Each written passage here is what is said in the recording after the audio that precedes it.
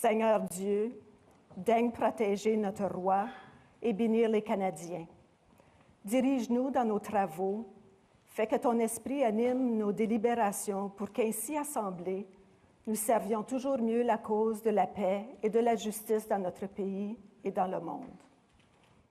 Almighty God, we beseech thee to protect our King and to bless the people of Canada. Guide us in our endeavors. Let your Spirit preside over our deliberations so that at this time assembled, we may serve ever better the cause of peace and justice in our land and throughout the world. Amen. Let the doors be open, que l'on ouvre les portes.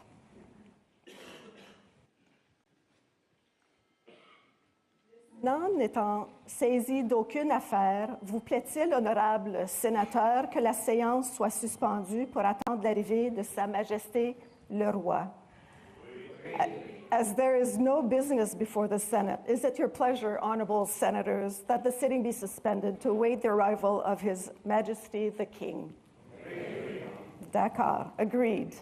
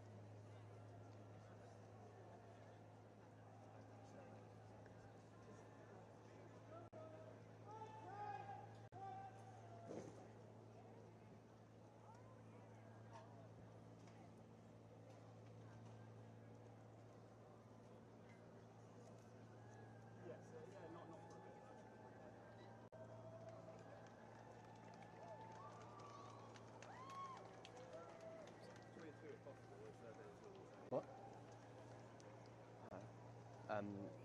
Lizzie. Sorry. No, you're all right, thank you. Sorry, thank you. Just when they're at the front, if you could have a bit of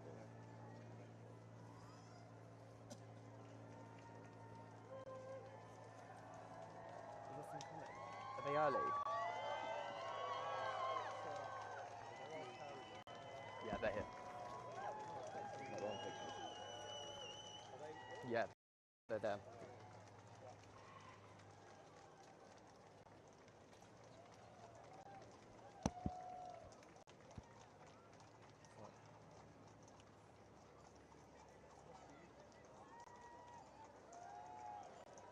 Can you say it? What? It's gonna.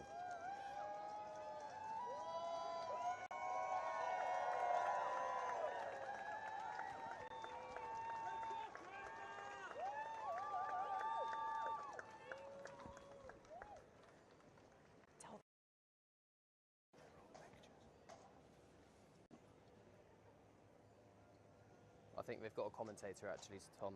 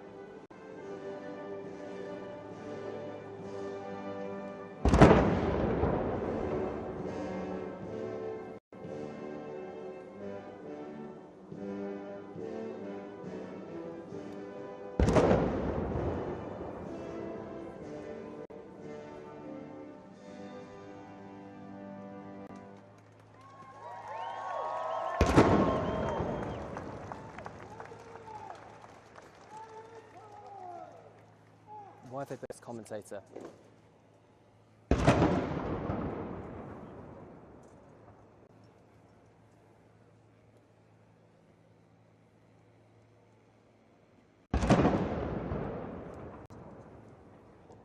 Yes.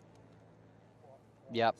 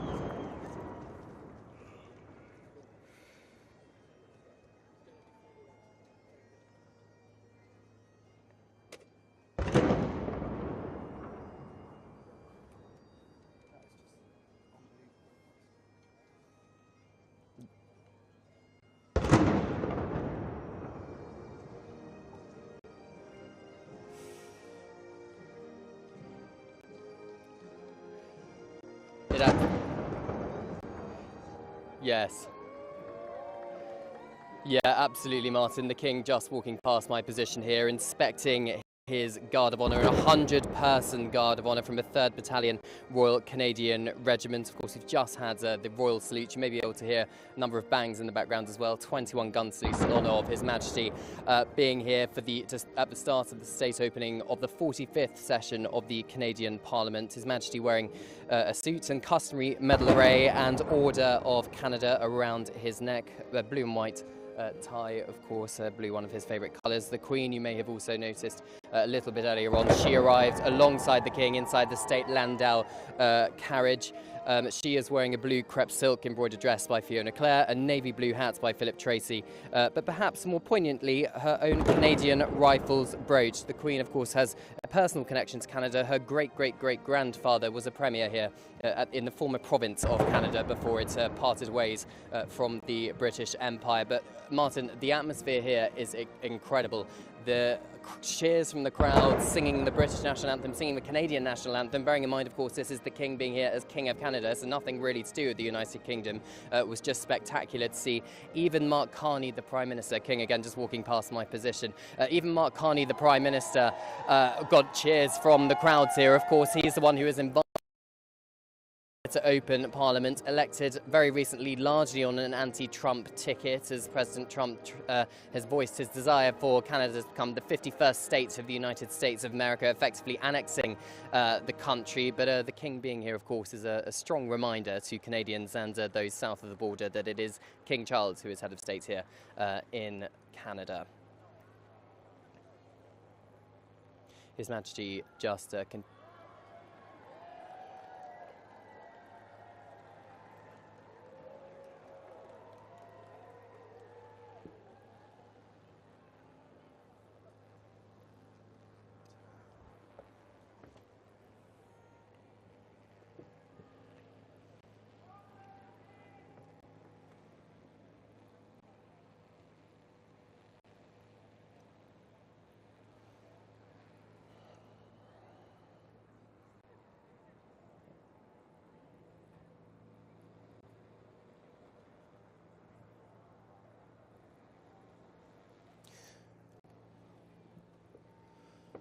Well, there absolutely is, Martin, because of course Mark Carney also said that Canadians were very disappointed with Sir Keir Starmer for inviting President Trump for a state visit to the United Kingdom. Of course, King Charles, as King of the United Kingdom, would be the one rolling out the red carpet for him. So that does mean he's walking a bit of a tight diplomatic tightrope, doesn't it?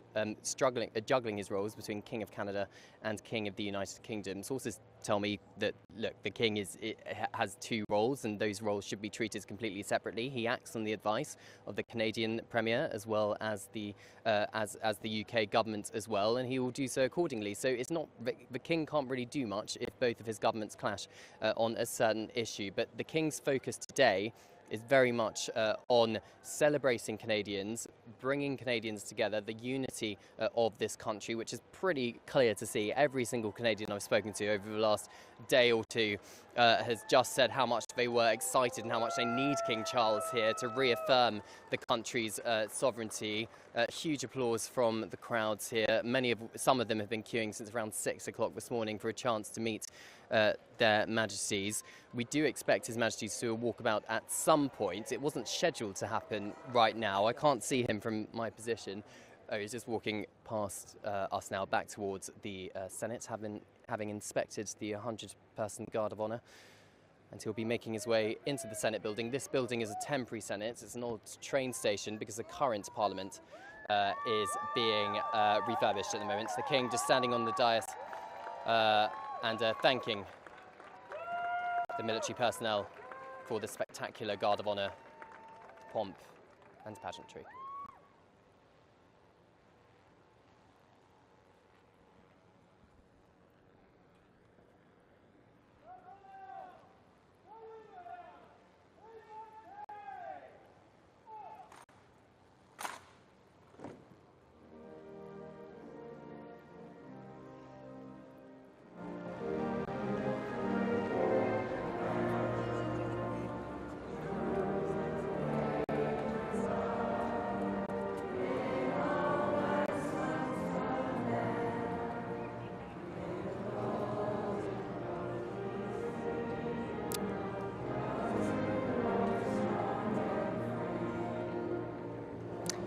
Yes, Martin, I'm just going to pause for the national anthem. You may be able to hear the Canadians singing behind my position as the King watches on from Canada's Parliament.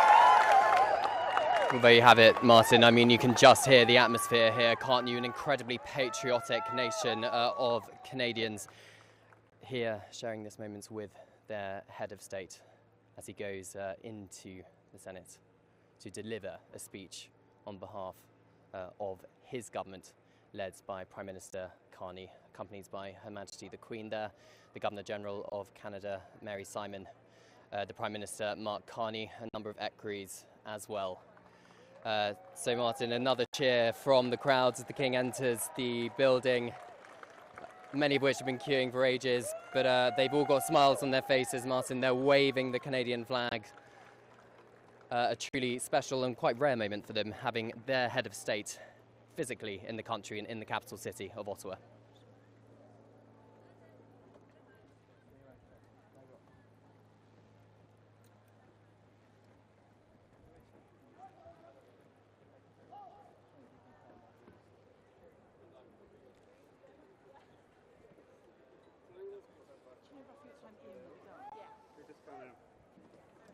I think there's no one here realised where we'd go.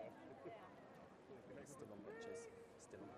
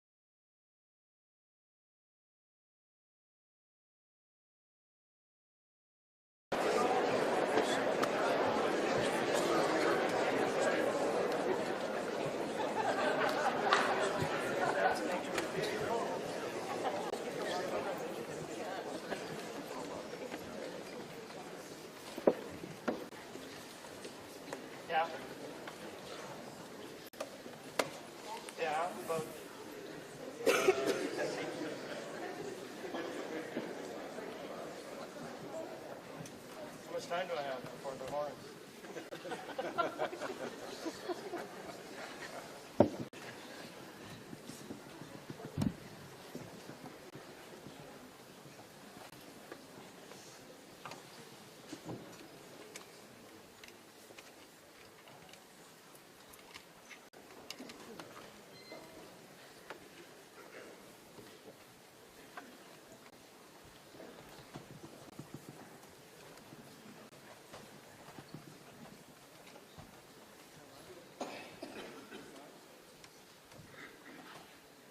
No, you want a band? You want a band?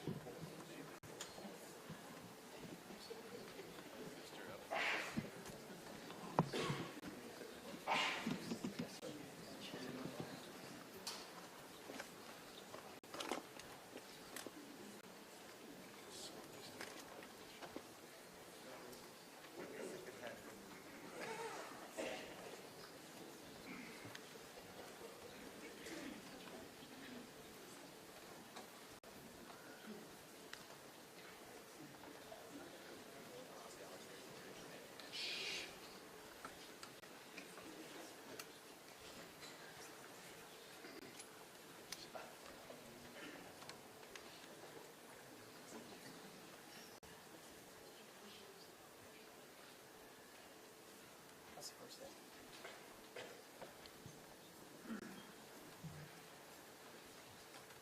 We lost the camera. We lost the camera.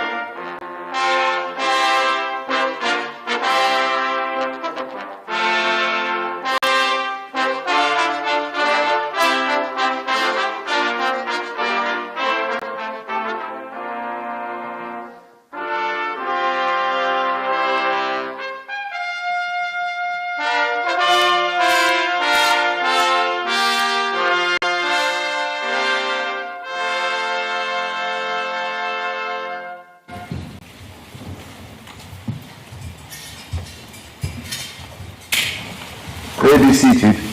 Veuillez vous asseoir.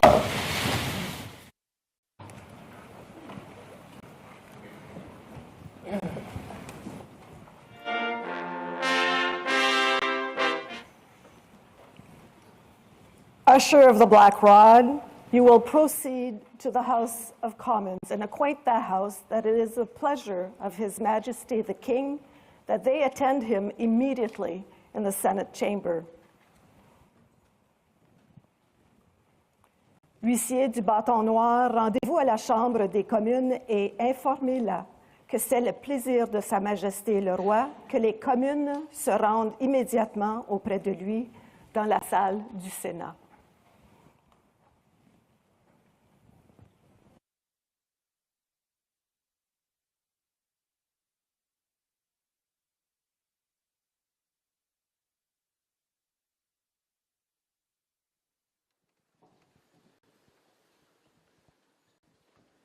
The House of Commons and acquaint that House that it is the pleasure of His Majesty the King that they attend him immediately in the Senate chamber. Huissier du bâton noir, rendez-vous à la Chambre des communes et informez-la que c'est le plaisir de Sa Majesté le Roi que les communes se rendent immédiatement auprès de lui dans la salle du Sénat.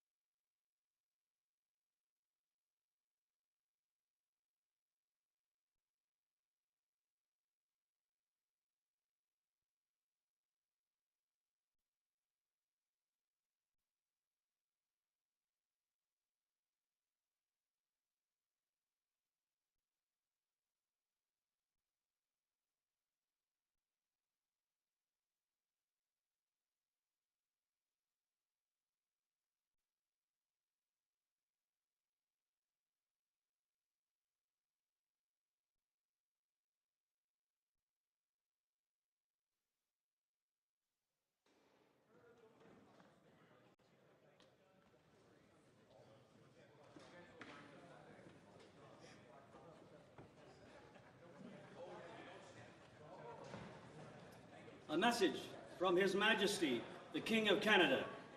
Un message de Sa Majesté, le Roi du Canada.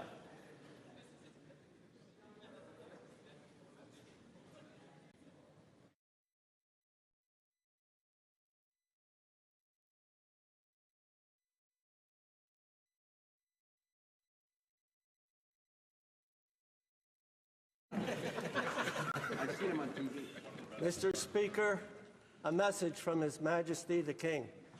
Monsieur le Président, un message de Sa Majesté le Roi. Admit the messenger. Faites entrer le messager.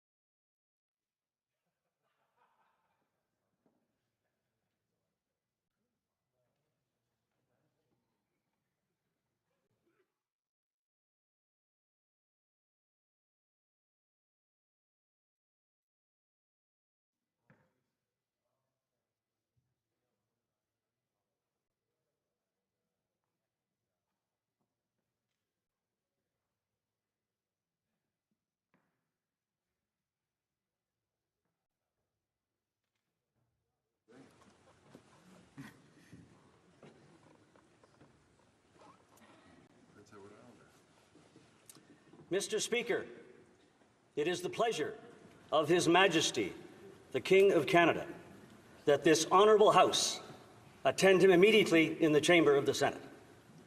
Monsieur le Président, c'est le plaisir de Sa Majesté, le Roi du Canada, que cette honorable Chambre se rende immédiatement auprès de lui dans la Chambre du Sénat.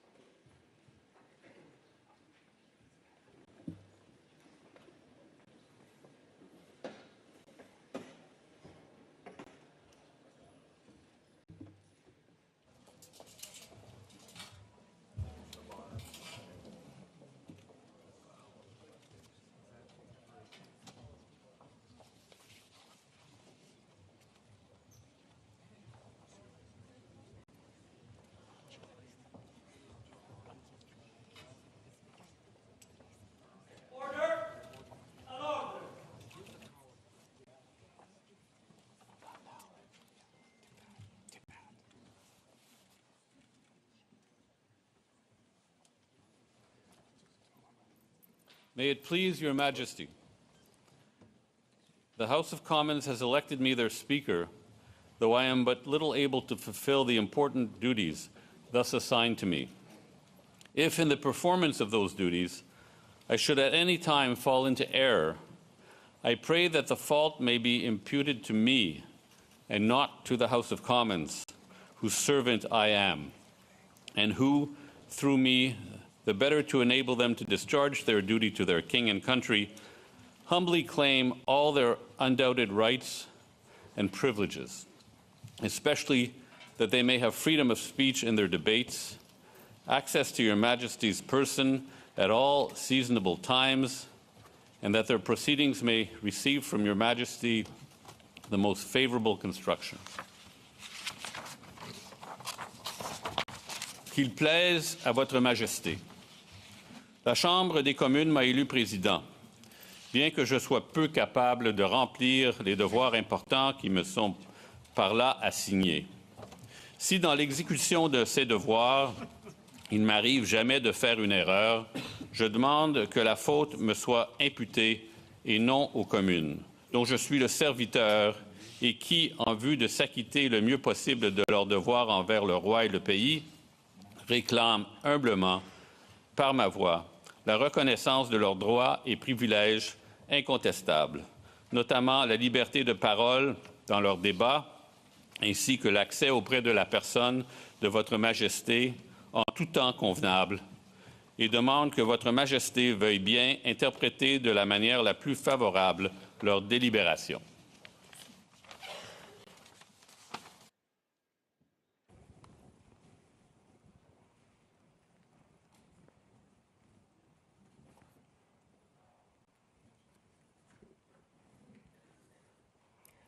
Mr. Speaker, I am commanded by His Majesty the King to declare to you that he freely confides in the duty and attachment of the House of Commons to His Majesty's person and government, and not doubting that their proceedings will be conducted with wisdom, temper, and prudence, he grants and upon all occasions will recognize and allow their constitutional privileges. I am commanded also to assure you that the Commons shall have ready access to His Majesty upon all seasonable occasions, and that their proceedings, as well as your words and actions, will constantly receive from him the most favorable construction.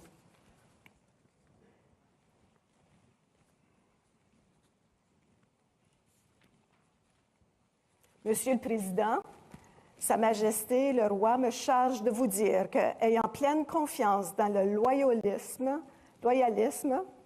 et l'attachement de la Chambre des communes envers la personne et le gouvernement de Sa Majesté, et ne doutant nullement que ces délibérations seront marquées au coin de la sagesse, de la modération et de la prudence, il lui accorde et en toute occasion saura reconnaître ses privilèges constitutionnels. J'ai également ordre de vous assurer que les communes auront, en toute occasion convenable, libre accès auprès de Sa Majesté et que leurs délibérations, ainsi que vos paroles et vos actes, seront toujours interprétés par lui de la manière la plus favorable.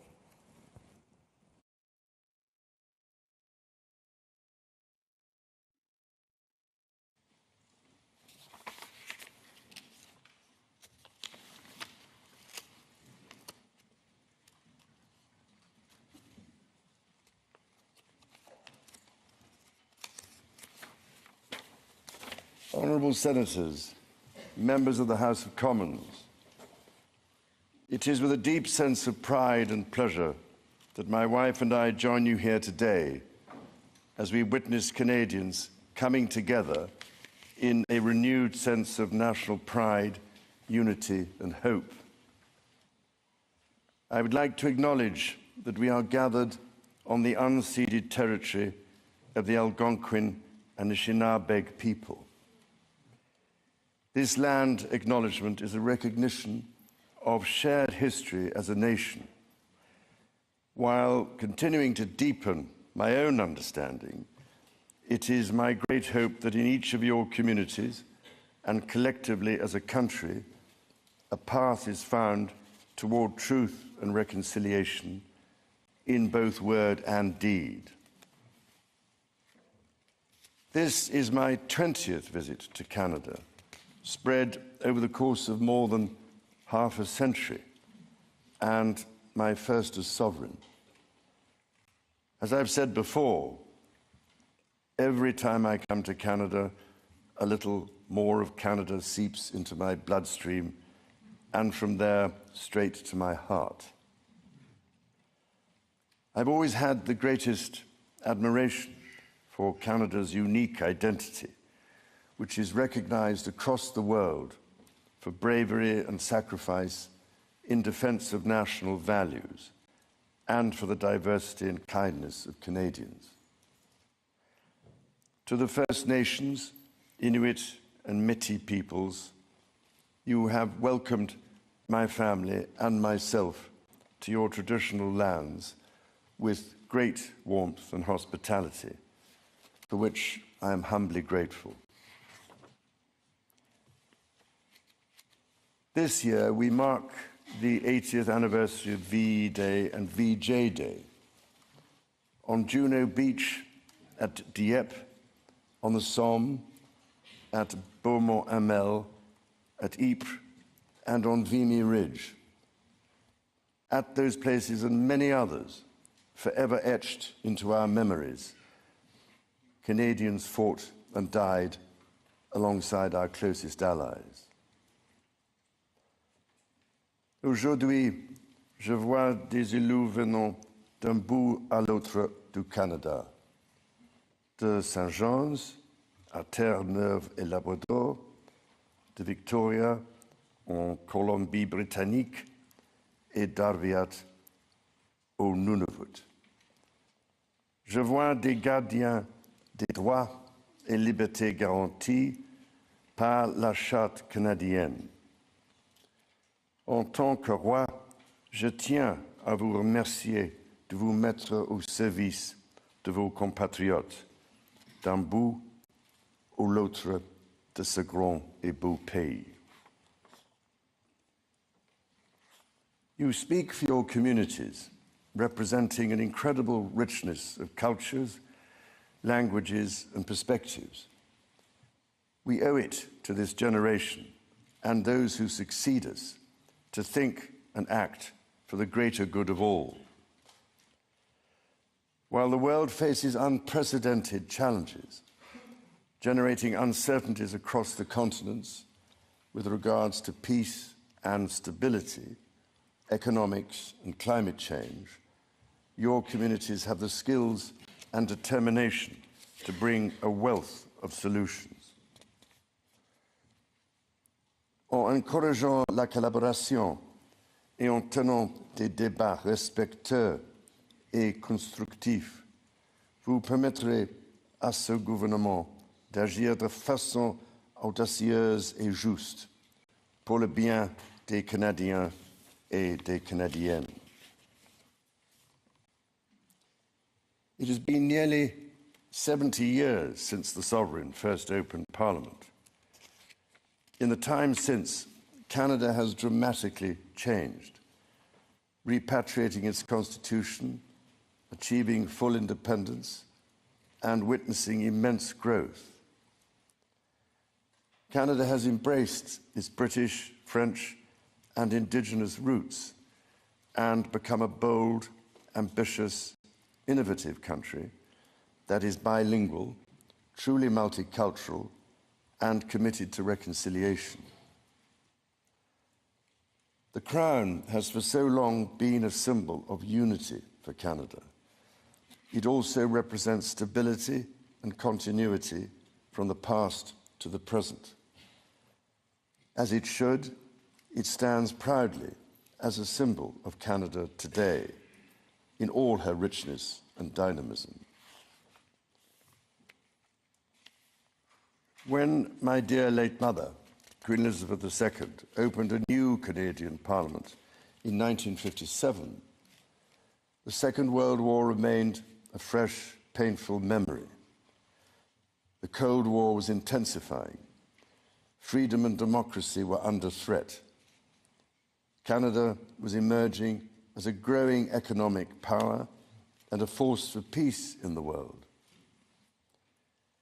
In the decades since, history has been punctuated by epoch-making events: the Vietnam War, the fall of the Berlin Wall, and the start of the War on Terror. Today, Canada faces another critical moment. Democracy, pluralism, the rule of law, self-determination, and freedom are values which Canadians hold dear, and ones which the government is determined to protect. The system of open global trade that, while not perfect, has helped to deliver prosperity for Canadians for decades, is changing. Canada's relationships with partners are also changing. Il nous faut confronter la réalité. Depuis la Deuxième Guerre mondiale, notre monde n'a jamais été aussi dangereux et instable. Le Canada fait face à des défis qui, dans nos vies, sont sans précédent. Many Canadians are feeling anxious and worried about the drastically changing world around them.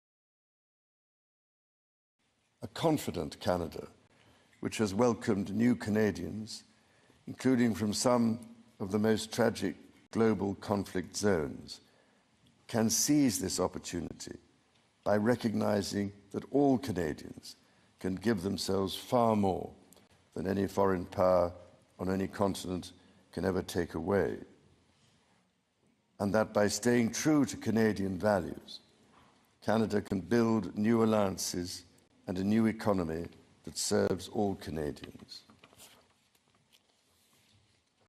The Prime Minister and the President of the United States, for example, have begun defining a new economic and security relationship between Canada and the United States, rooted in mutual respect and founded on common interests, to deliver transformational benefits for both sovereign nations. Simultanément, le gouvernement œuvre à renforcer ses relations avec des partenaires commerciaux et des alliés fiables. Sachant que le Canada possède ce dont notre monde a besoin et défend les valeurs que ce monde respecte. Le Canada est prêt à bâtir une coalition de nations qui partagent ces valeurs, qui croient en la coopération internationale et le libre-échange de biens, de services et d'idées. Dans ce monde nouveau, qui évolue à un rythme frénétique, le Canada tracera la voie à suivre. La démonstration en sera faite dès juin, quand le Canada présidera le sommet du G7. The government is guided by its conviction that the economy is only truly strong when it serves everyone. Many Canadians are struggling to get ahead. The government is responding, reducing middle-class taxes and saving two-income families up to $840 a year. It will cut the GST on homes at or under $1 million for first-time home buyers, delivering savings of up to $50,000. And it will lower the GST on homes between $1 million and $1.5 million. Le gouvernement assurera la pérennité de programmes qui permettent déjà aux familles d'économiser des milliers de dollars par année, notamment ceux pour les garderies et l'assurance médicaments. À ces progrès s'ajoute l'élargissement du régime canadien de soins dentaires, qui sera bientôt accessible à environ 8 millions de Canadiens et de Canadiennes, leur permettant d'économiser plus de $800 par année en moyenne. The government's overarching goal, its core mission, is to build the strongest economy in the G7. That starts with creating one Canadian economy out of 13. Internal barriers to trade and labour mobility cost Canada as much as $200 billion each year. The government will introduce legislation to remove all remaining federal barriers to internal trade and labour mobility by Canada Day. Les premiers ministres de plusieurs provinces et territoires ont déjà pris des mesures pour éliminer les obstacles au commerce intérieur. Le gouvernement va s'appuyer sur ces progrès pour créer, d'ici la fête du Canada, un réel système de libre-échange à travers le pays. Il s'agit d'efforts essentiels pour permettre au Canada de réaliser tout son potentiel économique, mais cela reste insuffisant. To build Canada strong, the government is working closely with provinces, territories, and Indigenous peoples to identify and catalyse projects of national significance. Projects that will connect Canada, that will deepen Canada's ties with the world, and that will create high-paying jobs for generations. Given the pace of change and the scale of opportunities, speed is of the essence. Through the creation of a new major federal project office, the time needed to approve a project will be reduced from 5 years to 2, all while upholding Canada's world-leading environmental standards and its constitutional obligations to Indigenous peoples. The government will also strike cooperation agreements with every interested province and territory within 6 months to realise its goal of one project, one review. When Canadians come together, Canada builds things that last.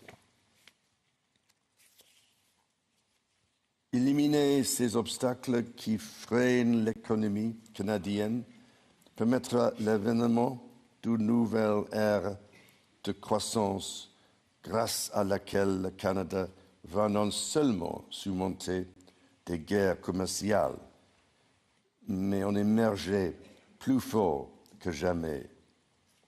Cela lui permettra de devenir une superpuissance en matière d'énergie verte et conventionnelle, de bâtir une stratégie industrielle qui rendra le Canada plus compétitif à l'international, tout en luttant contre les changements climatiques, de bâtir des centaines de milliers de bonnes carrières dans les métiers spécialisés, et donc de faire du Canada une plaque tournante pour la science et l'innovation.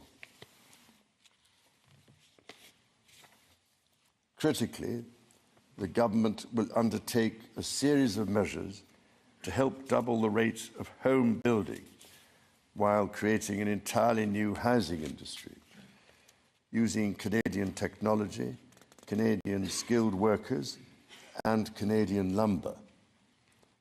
The government will introduce measures to deliver affordable homes by creating Build Canada homes.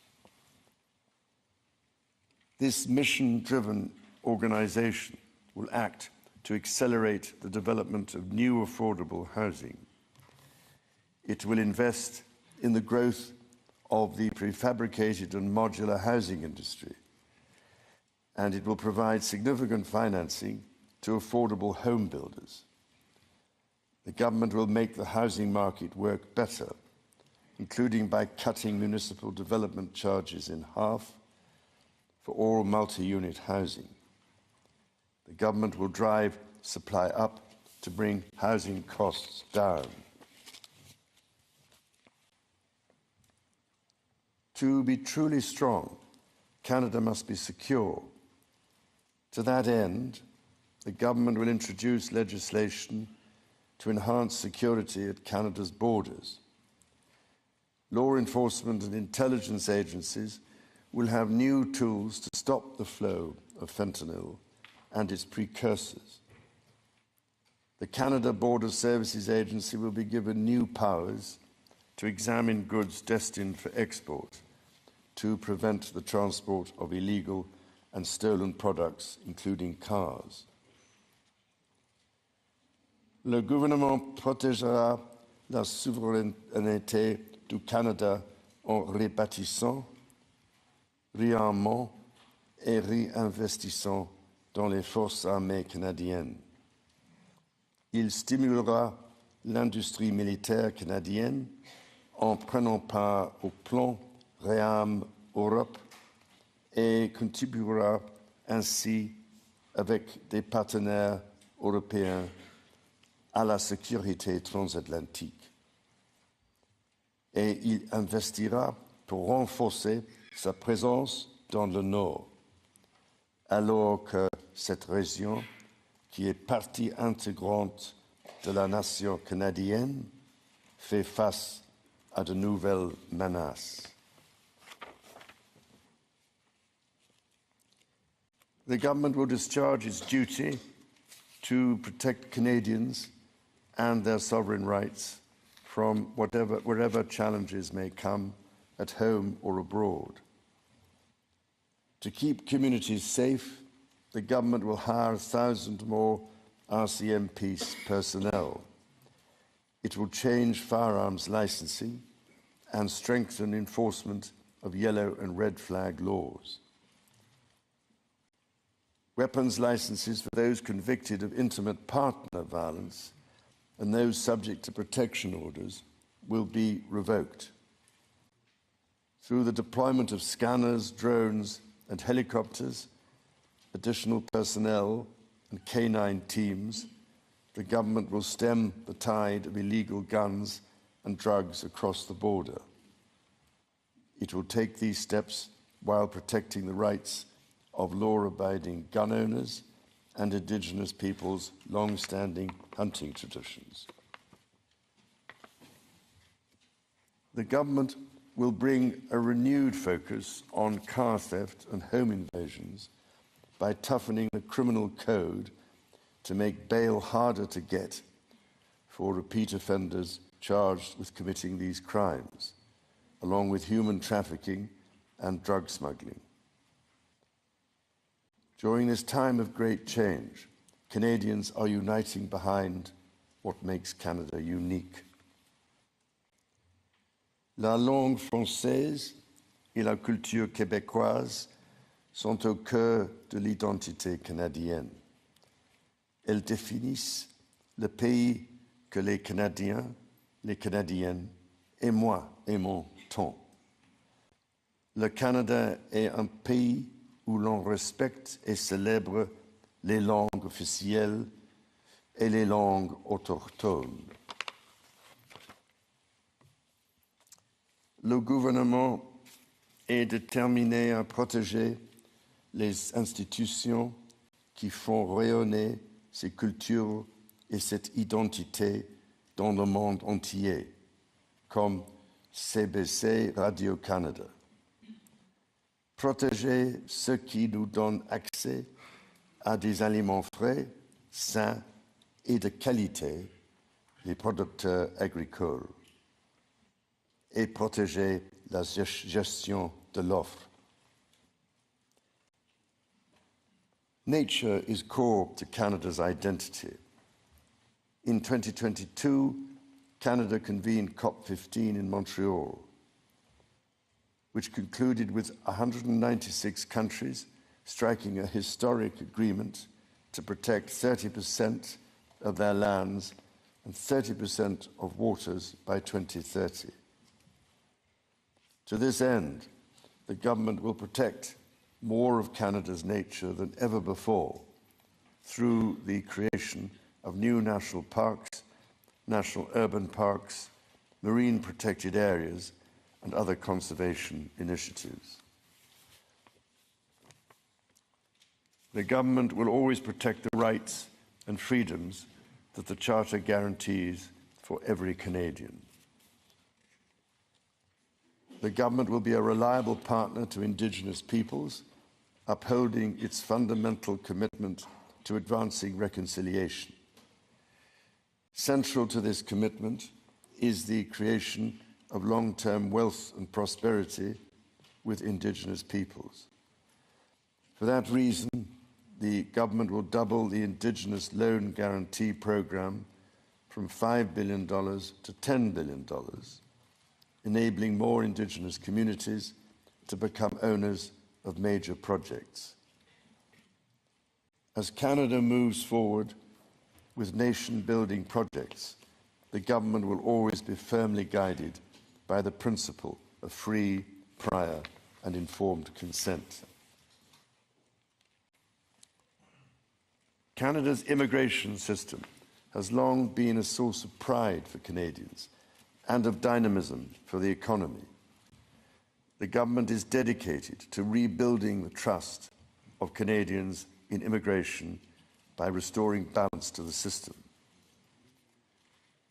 Le gouvernement instaurera une limite sur le nombre de travailleurs étrangers temporaires et d'étudiants internationaux, établissant un plafond qui, à partir de 2027, sera en deçà de 5% de la population canadienne. Simultanément, il attirera les meilleurs talents dans le monde pour bâtir l'économie. Et il fera savoir aux Canadiens et aux Canadiennes qui travaillent à l'étranger que s'ils songent à revenir au pays, il n'y a pas de moment plus propice pour le faire. Dans toutes ces actions, le gouvernement sera guidé par une nouvelle discipline fiscale. Dépenser moins pour que les Canadiens puissent investir plus. Day-to-day government spending, the government's operating budget, has been growing by 9% every year. The government will introduce measures to bring it below 2%. Transfers to provinces, territories, or individuals will be maintained. The government will balance its operating budget over the next 3 years by cutting waste, capping the public service, ending duplication, and deploying technology to improve public sector productivity. In parallel, the government will take a series of measures to catalyse new investment, to create better jobs and higher incomes for Canadians. The scale of the government's initiative will match the challenges of our times and the ambitions of Canadians.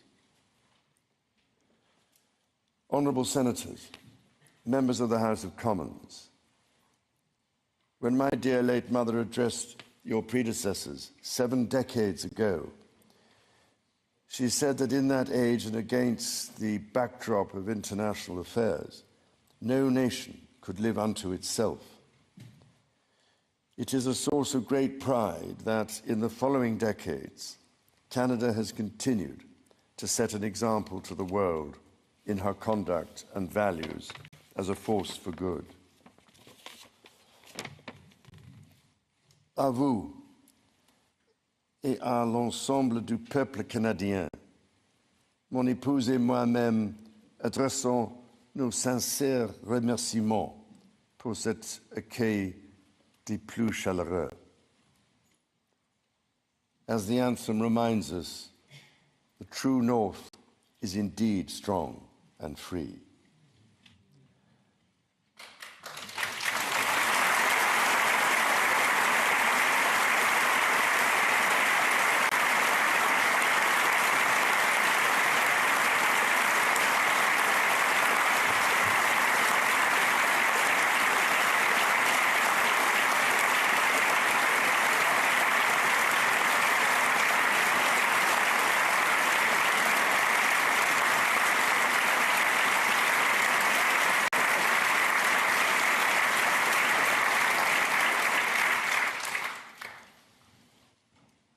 Members of the House of Commons, you will be asked to appropriate the funds to carry out the services and expenditures authorised by Parliament.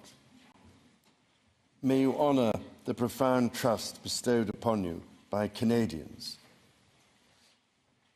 And may God bless and guide you in all your duties.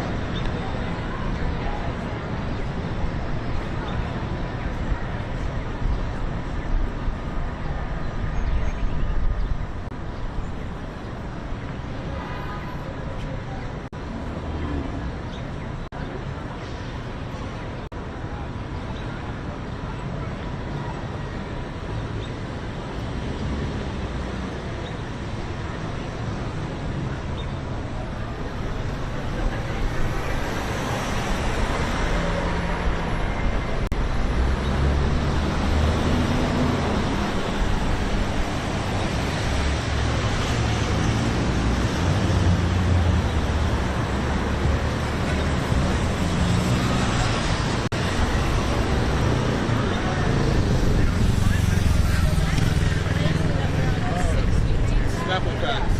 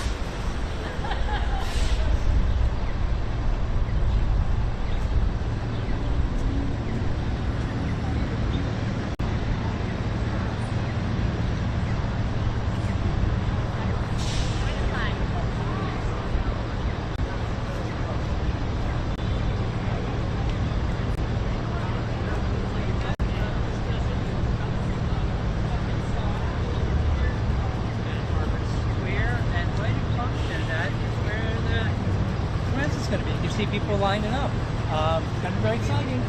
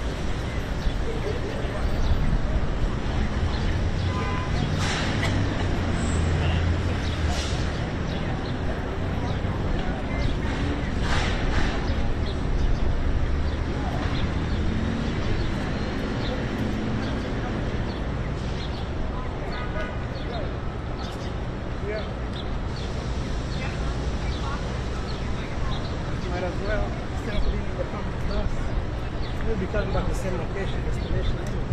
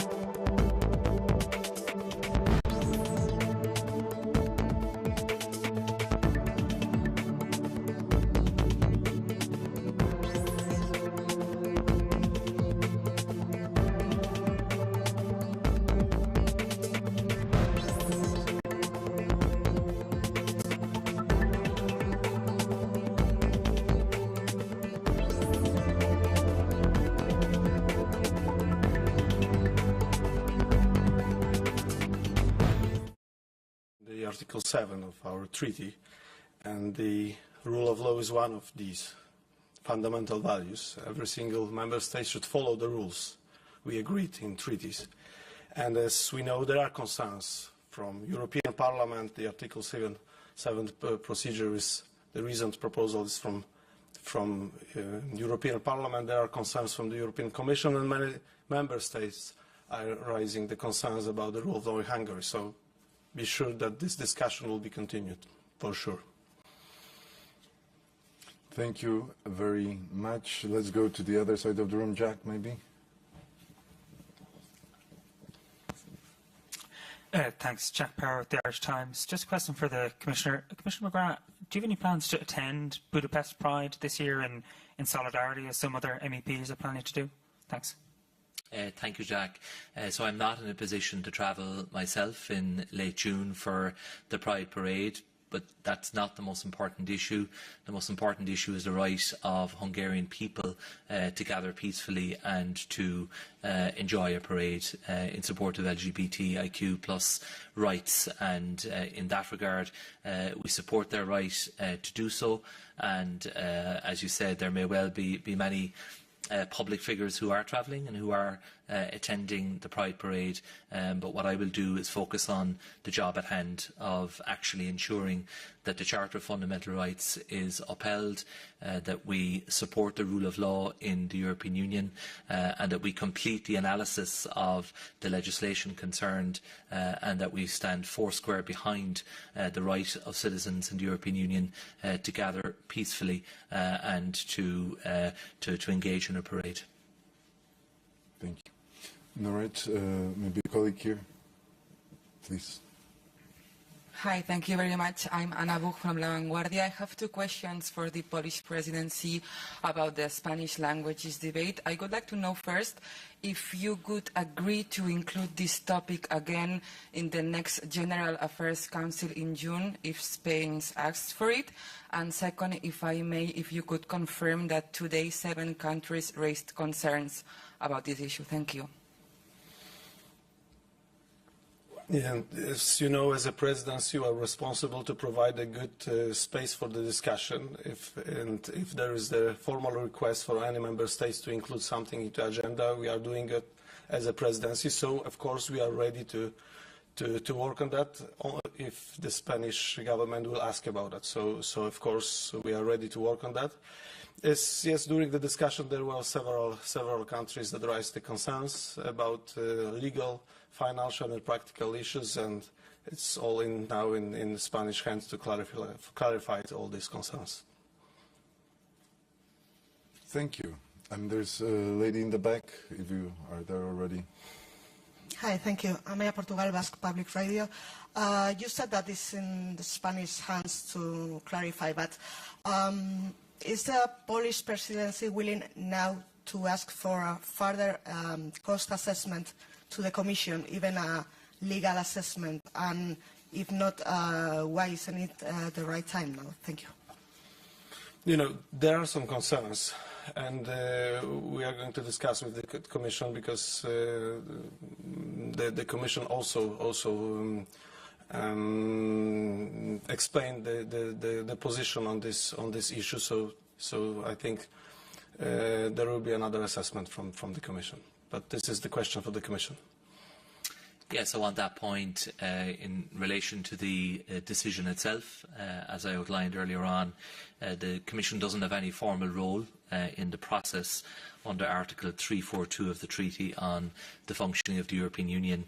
The Commission already has provided an estimate of the potential additional cost, and that was based on prior experience of the Irish language actually being designated as an official language of the European Union. And we will engage with the Presidency in relation to how we can further assist. The normal process would be that if there is a decision to amend a regulation, the Commission would then do the in-depth analysis and assessment prior to the formal adoption of the change in the regulation. But we'll engage with the Council in relation to what they have in mind, and we will be as supportive as we possibly can to assist the Council in making the actual decision on this matter. All right. Roland, please. Thank you very much, Roland Papnipsva. Commissioner, you talk about the Pride Bad as if it might happen or may take place, but actually there is already a protest which was banned by the Hungarian police yesterday, which is supposed to take place this Sunday, and it's also about LGBT plus rights. And today, 20 member states asked you to do something. A number of MEPs in different formats also asked the Commission to do something about it. So you said that there is an ongoing infringement case about the child protection law. Why not asking interim measures now on that to protect the freedom of assembly of Hungarians this week already? And to the presidency, so it's been, as you also said, it's been a number of years. Hungary, Minister Boka said that it's a political hysteria. However, there's a big majority of member states who want to move forward, even though it falls short, as far as we know, to the 4/5 majority. So you as the presidency, are you trying to convince those member states who are not Hungary, but not yet on board on moving forward? Because you as a presidency, you have a role in making sure that the things which are in front of your desk are moving forward. So what are the steps you are doing in this regard? So what I would say in response to your question is that we are monitoring the situation very closely. I am aware of the decision of the police that you refer to. That is the subject of judicial review. Minister Boka made the point at the meeting today that there has not been any court decision to ban any gathering or any demonstration under this particular law, but this could well be a step on the road to that actually happening. This is a serious development. We are following the situation very closely, and what we need to assess is compliance with EU law, including the EU treaties and the Charter of Fundamental Rights. So no course of action has been ruled out at this point in time, and I can assure everyone that the Commission is very closely monitoring the developing situation in Hungary in respect of this matter. As I said, the rule of law is one of the fundamental values that the European Union is based, and there are very strong concerns among the European institutions and the member states in terms of rule of law in Hungary. And we as a presidency are responsible to move forward with the discussion. And for sure the discussion will be continued, and if the discussion will have some conclusion on that term, we will be ready to move forward with this. Thank you. Let's take 2 more questions. So, please. Hi, this is Lauren Heremans from Dutch news agency ANP. I wanted to talk about the conclusions on the EU democratic resilience. Minister, you called this a crucial point. However, 2 member states did not sign off on this. I was wondering whether you could disclose who these 2 member states were, and if not, whether you could disclose what were the exact reasons why they could not sign off on these conclusions, since you said there was such broad support overall. Thank you. I think, of course, democratic resilience is one of the priorities of Polish presidency, because it's a part of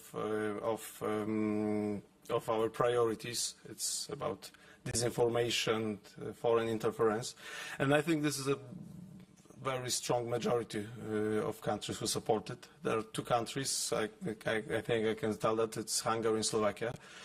And they just were simply not ready to support this kind of conclusion. You may answer yourself why not, but I think most countries, most member states of the European Union are ready to work on this, and this is, I think, very valuable input to the Democracy Shield and the other actions we are going to take together with the Commission.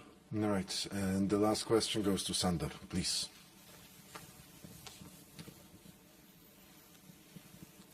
Thank you, Sándor from Euronews. Commissioner, what's your advice to those Hungarian NGOs and media who are afraid of being blacklisted once this new law is adopted? Should they follow the rules and drop foreign fundings, even drop EU fundings until, the European Court of Justice decides? How should they behave? What's your advice? Well, my message to them is that we will support them fully. I met many of them when I visited Budapest back in March, and I heard directly from them their experience and their perspective that the space within which they are seeking to work and to navigate is shrinking. And that is a cause of great concern. because in upholding the rule of law, we need to have a strong civil society and a vibrant, independent, pluralist media sector. They are watchdogs, and they are absolutely vital to the work that we do in supporting rule of law, and also in underpinning a healthy democracy where people can be openly challenged. So my message to them is that we support them, we will work with them, and that we will defend EU law, and we will defend the Charter of Fundamental Rights in every way we possibly can. And we recognise as a Commission the responsibility we have as guardian of the treaties, and it is a responsibility that we will fulfil. Thank you very much. Dobrej noc. That concludes this presentation. Thank you very much, and see you in Luxembourg next time. Thank you all.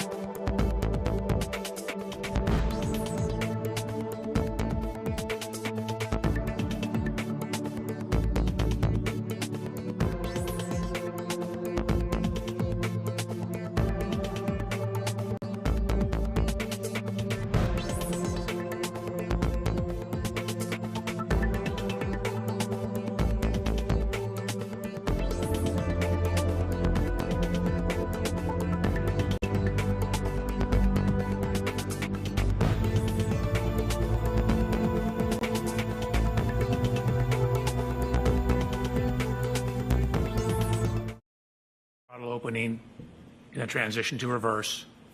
It's a forward motion followed by a higher speed rear motion. And at the end of the trigger event, you're still at 74% throttle. Do you have an opinion to a reasonable degree of engineering certainty the entire distance captured in that 10-second window during the back maneuver or 1162-2? Do I have an opinion about it? Do you have an opinion to a reasonable degree of engineering certainty about Yes. the entire distance that is captured in that 10-second window of the second triggering event, 1162-2? So it obviously only captures what's going on during the trigger. It doesn't capture before or after the trigger. Understood. Do you have an opinion as to just what is captured as far as the distance? Yes. And what is your opinion? That it's 87 feet. So again, the initial forward motion is 34 feet, followed by it backing, crossing the initial point, and then backing up an additional 53 feet. And finally, regarding this part of your analysis, do you have an opinion to a reasonable degree of engineering certainty as to whether the defendant's Lexus was decelerating, accelerating, or remaining the same at the end of that data captured at the triggering event 1162-2? It was accelerating at 74% throttle.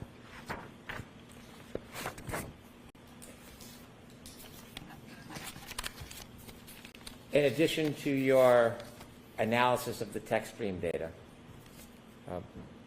one final question. Do you have an opinion to a reasonable degree of engineering certainty the relative time this backing maneuver occurred with the defendant's Lexus that you just spoke about? Yes. And could you share with the jury your opinion to a reasonable degree of engineering certainty? Sure. It matches the window of the cell phone data for Mr. O'Keefe that puts it in front of 34 Fairview. So the backing event occurred somewhere between 12:32:04 and 12:32:12. So I now want to turn to a different part of your study of this case. Okay. At some point, did you try to determine whether there was an intervening event that could have caused damage to the defendant's right rear taillight separate from a collision at Fairview? I did. Objection, Your Honor. So the form of the question is to Brennan. Okay. At some point, when you looked at the data and analyzed this case, did you consider including or excluding evidence, or did you analyze evidence to reach a conclusion, including or excluding whether there was an intervening event that caused damage to the defendant's Lexus right rear taillight? Yes, I did. When you started your analysis, what information or claim or evidence did you become aware of that you want to analyze to include or exclude as the cause of that damage? Sure. So my approach to this case is three prongs. I'm looking at the downloads, the technical information. I'm looking at this backing incident, and then I'm looking at Mr. O'Keefe's injuries and how they relate to the event, potentially. So the second prong, which is looking at this data. So I had a Ring doorbell video showing Miss Reed backing the Lexus out of Mr. O'Keefe's residence at approximately 5 o'clock in the morning. And so we wanted to look at the backing activity and whether that contacting Mr. O'Keefe's vehicle, whether that was sufficient to cause, or what damage it could cause, and particularly was it sufficient to cause damage to the right rear taillight of the Lexus. When you were asked to engage in the study, were you ever asked to reach a certain conclusion? Never. Was there ever any influence other than the data and facts on your analysis? There's never been any influence. The influence, again, it's whatever the data shows. When you engaged in whatever studies you undertook that you'll explain to the jury, were you given any direction or limitations on what you could or should do? No. When you received the information, did you understand, regardless of the result, it would be provided to everybody? I guess generally, yes. I mean, I go through the data, I give you the results, you do with them whatever you see fit. Okay. And in this case, when you decided to engage in that study, had you had an opportunity to review the ring video footage from Mr. O'Keefe's home on the morning of January 29, 2022? Yes. Tell us how you went through your study, how you began, and the steps you took, please. Sure. Probably best on the slides. So one of the things we first did was to get an exemplar Lexus. What does exemplar mean? It just means I got the same exact year, make, and model vehicle as Miss Reed. So Miss Reed's vehicle is on the left-hand side, taken during my inspection. And then I found this exact same year, make, model, manufactured at the same plant, everything Lexus in Texas. So even though it looks like a European plate, it's a Texas plate. Purchased the vehicle, had it shipped out to California. So I verified that the Lexus is in fact the one I got, the same exact one as Miss Reed's. These are all the standard equipment. Miss Reed's is on the left. My exemplar is on the right. It says Reed Lexus TIS, that's Toyota Information Services, or Toyota Information System. So I ran it through TIS, which is the umbrella program under which TechStream runs. I also ran it through My Lexus, which is the Lexus website, and then started about doing what's referred to as a photogrammetric analysis of the video. Can you explain to us what a photogrammetric, help me with the word, photogrammetry? Photogrammatic. We're doing photogrammetry is a photogrammetric analysis. What does that mean? It's just a big fancy word to saying you're looking at data in photographs, and what we're trying to do is take two-dimensional images, say you get from video or photographs, and knowing some information about the photographs and some of the dimensions of things in the image, get or convert it to a three-dimensional space. In other words, be able to get exact three-dimensional measurements out of that two-dimensional image. So I had the video, just to show the provided video that I was given.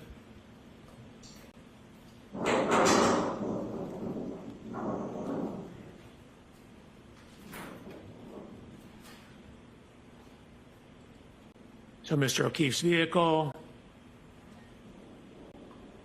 I don't know if you noticed, but there actually is contact between the vehicles.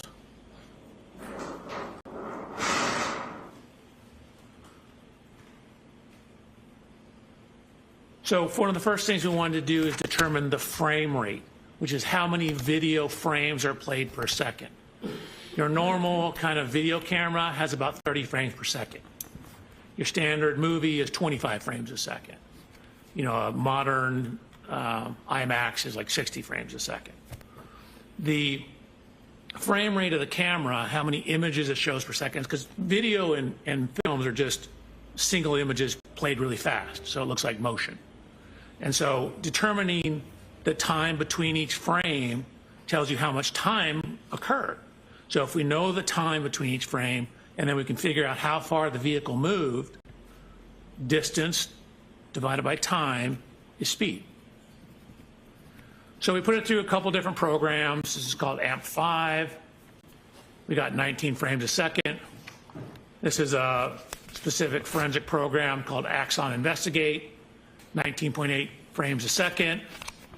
This is a publicly available program called FFMS. Same thing, 19.8 frames a second.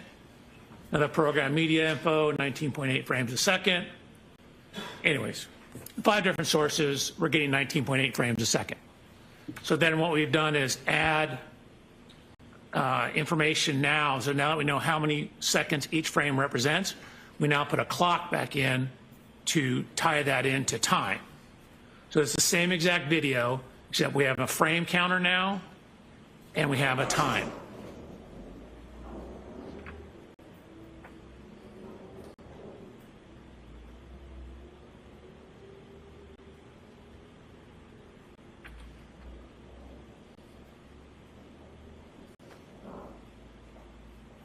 So we have some information now on the time between each frame. So here's frame 0. This is frame 265. We're 13 seconds into it. Here's frame 305. Notice you see brake lights on the back wall here. Notice how they're not super red because you still have reverse lights on. Now they all go off. So the Lexus brake lights have been turned off at frame 353. 356. Lexus brake lights begin to come on. 357, they're back on. Lexus comes to a complete stop at frame 369. 384, the reverse lights turn off. So now look how red this is because we no longer have the white reverse lights in it. And you can see the Lexus starts to drive forward. So frame 825, this is after the Lexus has left the scene. But notice the tracks in the snow. So we have very definitive locations for the wheels of the Lexus. We lay over a grid on the various frames.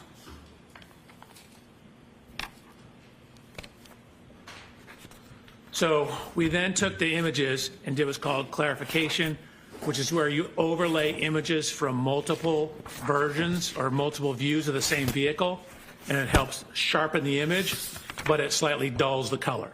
So you get a little cleaner, crisper image. So here's Mr. O'Keefe's vehicle before clarification, after clarification. Excuse me, Your Honor, pardon my interruption. Can we get numbers of the slides as we're toggling back and forth? Sure. Absolutely. Okay, I'll make an effort. So slide 76. You're welcome. Going to slide 77. We're going to focus in on this area here. So what we will actually show is where the snow was displaced in these two spots, spots right across from here and right across from here. If you could focus your attention on those. Slide 77. So slide 78. To bring us all together, we went out to Mr. O'Keefe's residence and took a scan, a laser scan. So you see the laser scanner over here. Laser scanner is right here. Fence hasn't changed position. The camera's changed slight position. We can account for that. So here's the subject video. We have the correct resolution. There's a new camera. It's going slightly faster frame rate. That just means we have different times between frames on the new camera, but we're simply using it for calibration to the old camera. It's the same container for the MP4, and it's using the same video codec. A video codec is how the computer encodes the video. Slide number, please. Oh, yes, thank you, Your Honor. Slide 79. Slide 79, part 2. So really, we care most about is the resolution. So slide 80, you can see these are what are called control points. So from the laser scan, we locate these various points. So the 3D scanner knows the exact position of all these points on slide 80 in the image. And so what we can do is use this information in conjunction with the video to create a scaled version of the video. So when we have three-dimensional images or three-dimensional measurements, we can then use that to give us some three-dimensional information from our 2D video. So there's the points on slide 81. Slide 82, excuse me, slide 81, second part, we're basically just fading in. So what you see now, if I go back to the beginning of slide 81, this is the picture from the video camera. And then what you see here is, which is barely any difference, and that's because what we've done is we've now overlaid the points from the laser scan. So now each one of these little speckly points we know the exact 3D coordinates of those. So we can now know the exact position of all these fence posts, all the positions on the driveway, and we can use that to calibrate. Going to slide 82. So using that information, it's called solving for the camera. We verify that we have appropriate residuals, meaning we don't have too much error. Slide 83. Okay, subject video.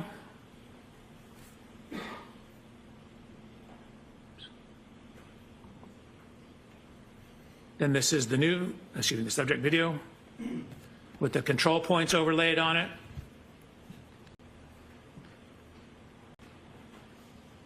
That's the subject video where we're phasing in the laser scans of the scene, 84.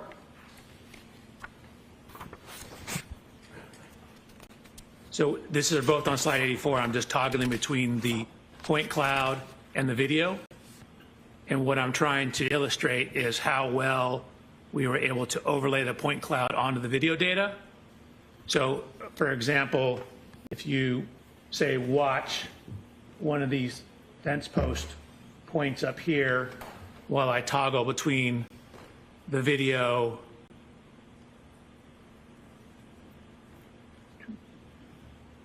there's a laser scan, there's the video. So we've done a good job. Again, the residuals show that we've done an adequate job of matching the data. Slide 85.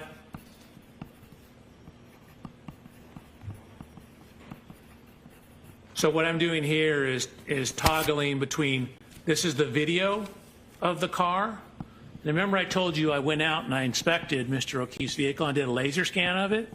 So we're now taking that laser scan of the video, or excuse me, of the vehicle, and overlaying it onto the car in the video. So this is the video image. That's the laser scan laid on top of it. So we know all the dimensions in the laser scan. We know all the dimensions in the scene of this.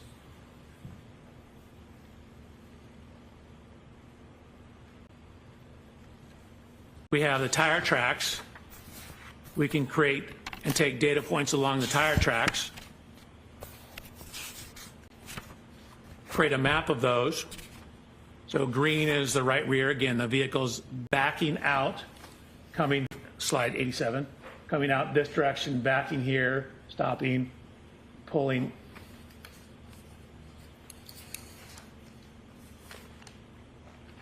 Pulling forward towards the bottom of the screen. Backing out here, pulling forward like here. Slide 88. So this is the Lexus lined up. This is when the Lexus has come to a complete stop. So this would be maximum engagement. Again, this is just toggling frame 88, showing that we have the time and the frame number. 369 on the same slide. We've now overlaid the Lexus laser scans on top of the image of the Lexus. So there's the video image, a still image that we took from the video, and here's where we overlay the laser scan of the Lexus.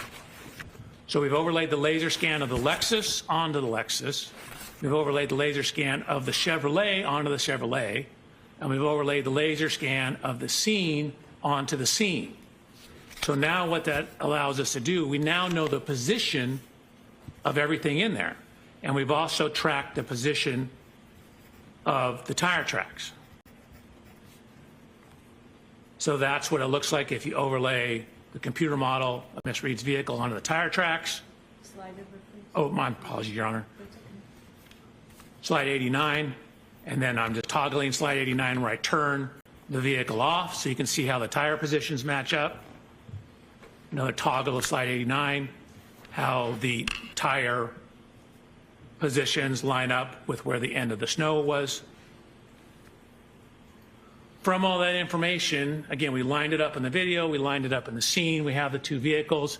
We can get the exact position of the vehicles when that Lexus stopped. So when that Lexus stopped, that's going to be the maximum engagement. So from that information, we can get the angle of the vehicle, we can get the degree of overlap, the impact configuration, and it's hard to see because of the angles and because these vehicles are not at right angles to each other, the exact contact. Now, I mentioned, and we're on slide 94 now, that contact on the rear of the Chevy Traverse. So you can see we actually, I mean, you can't see.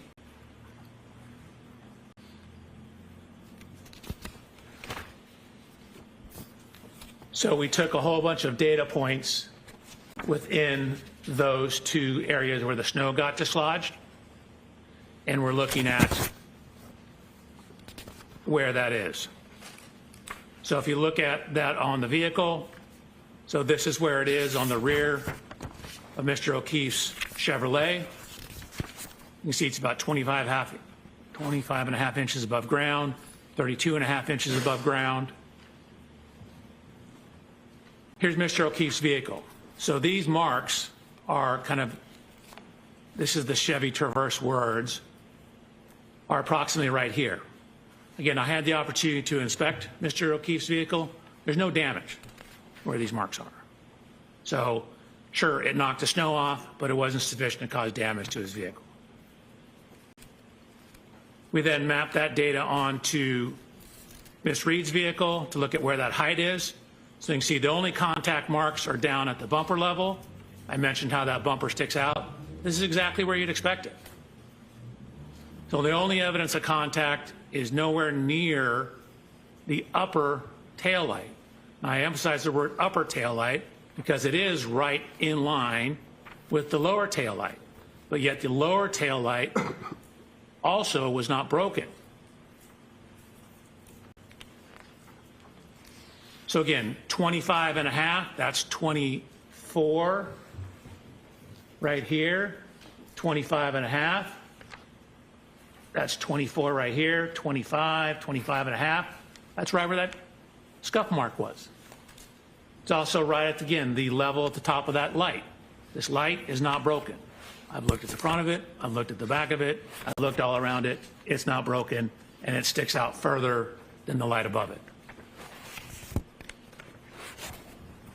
So, using those positions, matching the overlay of the vehicles, we can get the speeds from that. We know where the Lexus is. We know how much time it is between each frame. So we know how far it moved.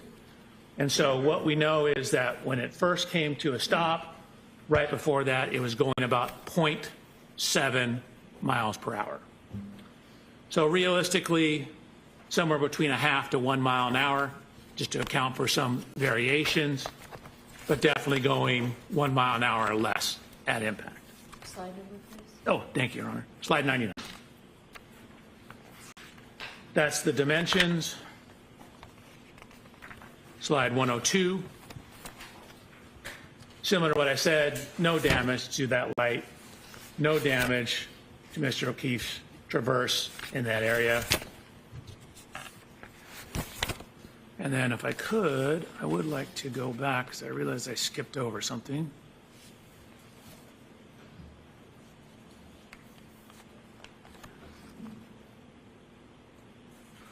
So this is slide 85. So this is Mr. O'Keefe's vehicle before contact.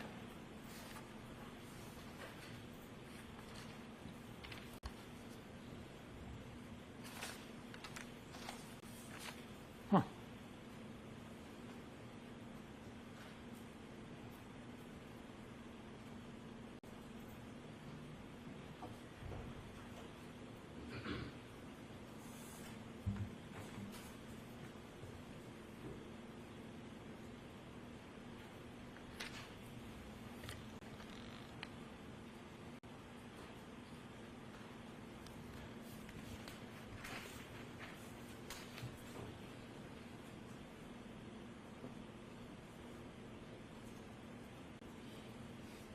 I don't know what happened this time.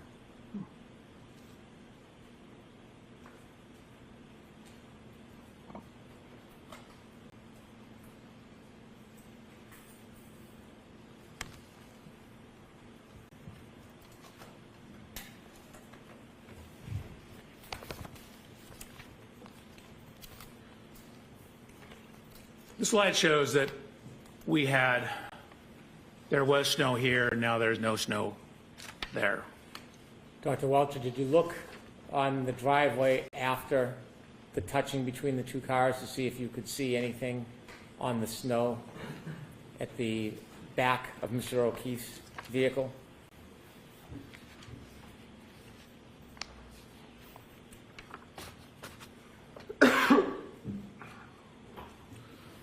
So referring to this slide,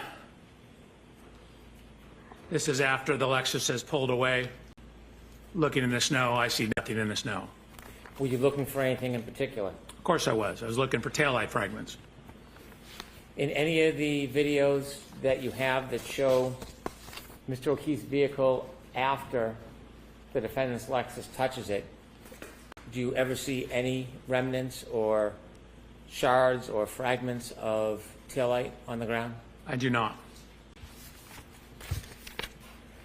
When you did your analysis and study, trying to include or exclude this touching as the source of damage to the defendant's Lexus rear right taillight, did you consider speed as part of that analysis? I did. I considered speed, and then again, knowing we have the positions of the vehicle, we looked at the degree of overlap, and there's only about 2 to 3 millimeters of overlap between the vehicles, which is insufficient to cause the tail light that's recessed in from the edge on the right rear of the Lexus to contact the rear of the Chevrolet. Considering all the data and analysis that you did you come to a conclusion, to a reasonable degree of engineering certainty, whether the right rear taillight of Ms. Reed's Lexus was broken or damaged during the contact with Mr. O'Keefe's car at around 5:07 a.m. on January 29, 2022? That impact did not break or crack that taillight. Is that your opinion? That's my opinion. Is that to a reasonable degree of engineering certainty? That's to a high degree of engineering certainty.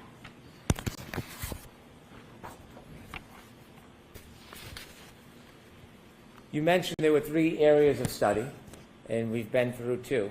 Correct. Could you tell us what you focused on your 3rd area of study regarding this case? So the 3rd area of study, I'm now focusing in on the injuries, the at-scene physical evidence, taillight fragments, broken glass, things of that nature. Okay. And when you conducted your studies and reached conclusions, did you, in your PowerPoint, provide slides to help explain your process and inevitably your conclusions? Yes, sir. Okay. If you can take us through the 3rd section of your efforts regarding this case, specifically your efforts to identify the different pieces of evidence and your conclusions about a collision in this case. Absolutely. Slide 104. Please. So this is a... Is this 105, Dr. Welcher? I'm sorry? 105, yes, sorry. Slide 105. This is a picture of Mr. O'Keefe's right arm, forearm, hand, and wrist. In anatomy, your arm is defined from your shoulder to your elbow, and then from your elbow to your wrist is your forearm, and then this is your hand. So technically, when you say arm, it really means from your elbow to your shoulder. Most people call this whole thing arm. It's actually the upper extremity. Arm is from shoulder to elbow. Elbow to wrist is forearm and hand. So you can see I wrote arm and forearm. So arm, elbow to shoulder, elbow to wrist is forearm. So looking at the injuries to Mr. O'Keefe's arm, forearm, as well as his hand. So this is me. I'm actually 6 feet, half an inch tall.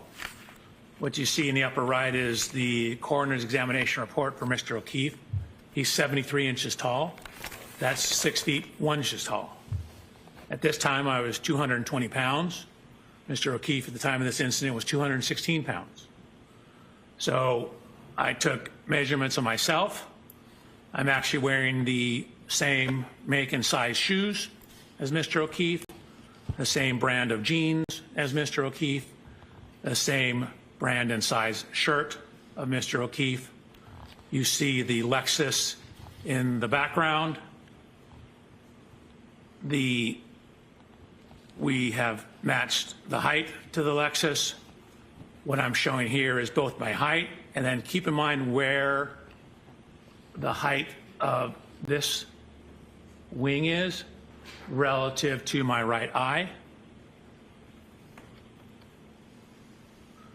So now I'm wearing, in addition to the same shirt and shoes, same type of sweatshirt, and actually the same kind of baseball hat. We tried to determine the exact glass from the waterfall grill. Found out they were getting different ones at different times, but I ordered my glass from the same distributor that Waterfall Grill ordered their glasses from. So you can see in my right hand here, I have a glass. Here's a glass. It looks similar. It's from the same location. And then in the lower right photograph, what I've done is I've rolled up my sleeve, taken the sweatshirt off, and I'm going to look at how this contact pattern lines up. So the first set of slides, I'm simply standing next to the Lexus. We know we have a broken taillight. We know how scratches on Mr. O'Keefe's arm. I'm seeing how those may or may not relate to the height and position of the taillight. Dr. Welcher, if you could back up one slide, I have a question for you. In the middle photograph, at the top of the Lexus, there's like a rim. What do you call that? I call it a wind wing. I mean, it could be a wing. Okay, thank you.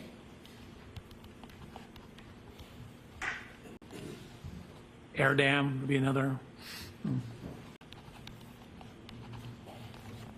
Okay, so I then set about to do a little bit of testing with the Lexus. The first test you're going to see is me just walking backwards, or actually sideways, into the Lexus. What I've done is I've painted the Lexus right rear tail light with what's called grease paint. Kind of sort of like paint, but it doesn't dry.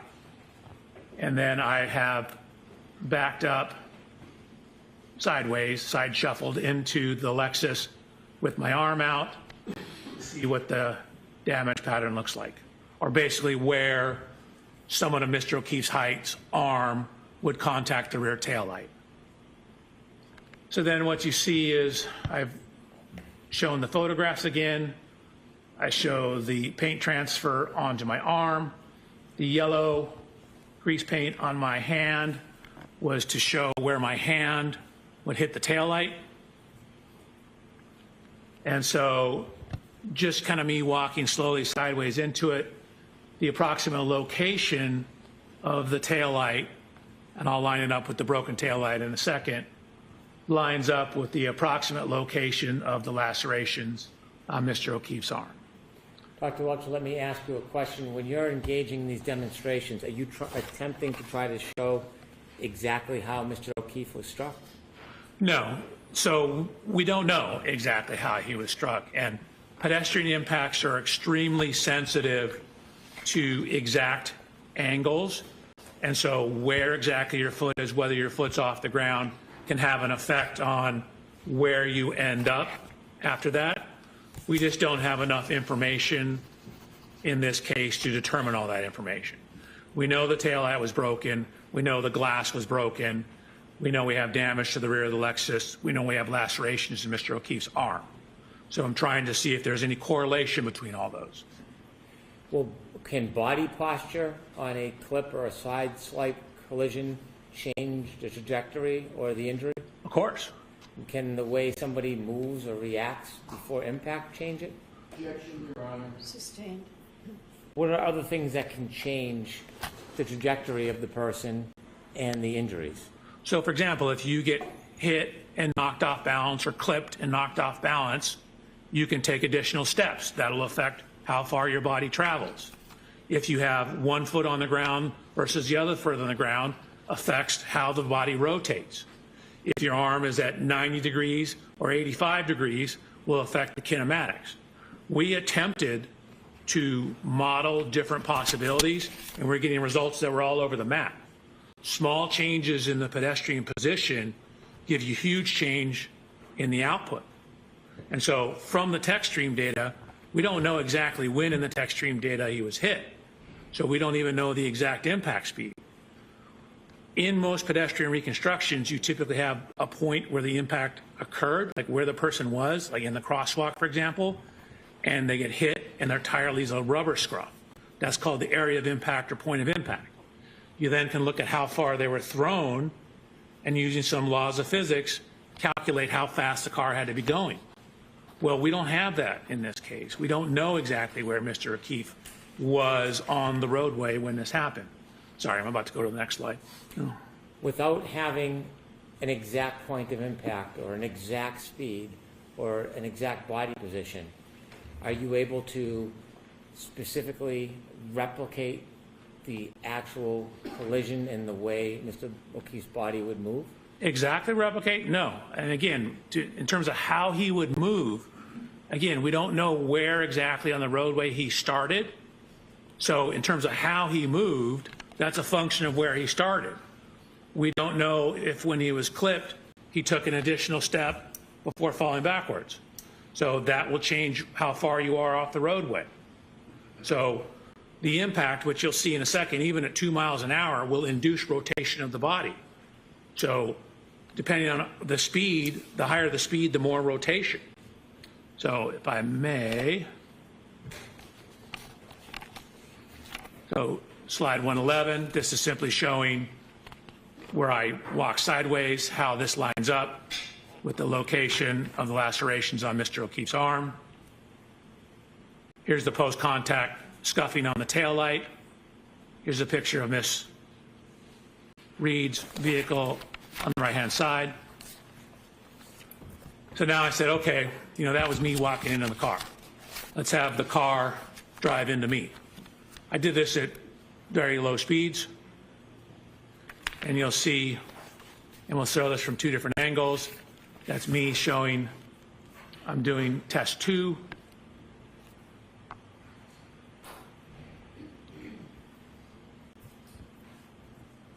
This is from a camera that we have pointing down at it. This is the speed. You'll see it's only about a 2 mile an hour impact. But even a 2 mile an hour impact redirects me back and causes me to rotate and take a step.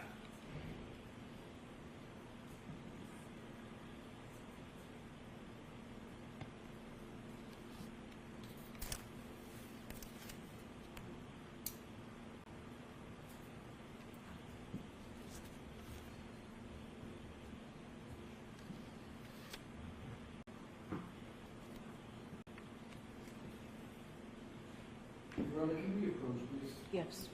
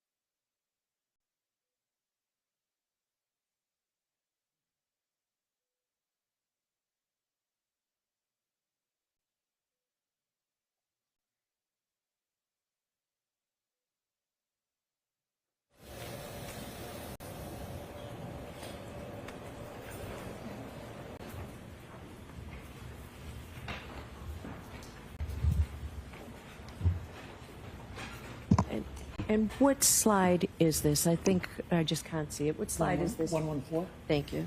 You're welcome. One moment, Dr. Welcher.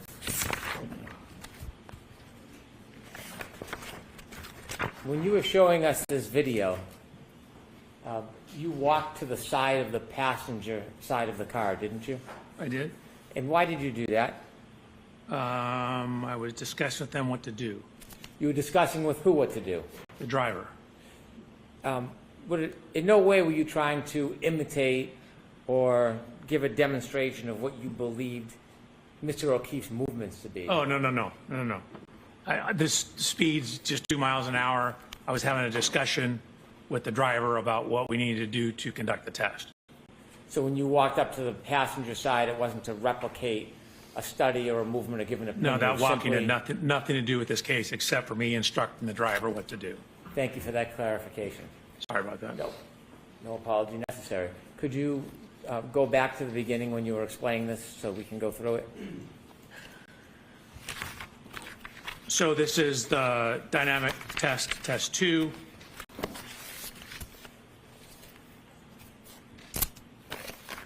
So again, this is the view from behind. Just to avoid the confusion, I will start it here.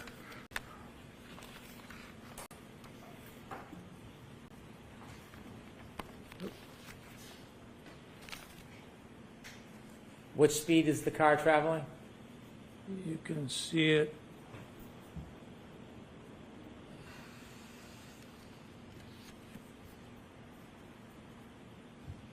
About 2 miles an hour. Excuse me, Your Honor, that is the objection that we spoke about. Oh, that okay. All right, so that's noted, Mr. Larson.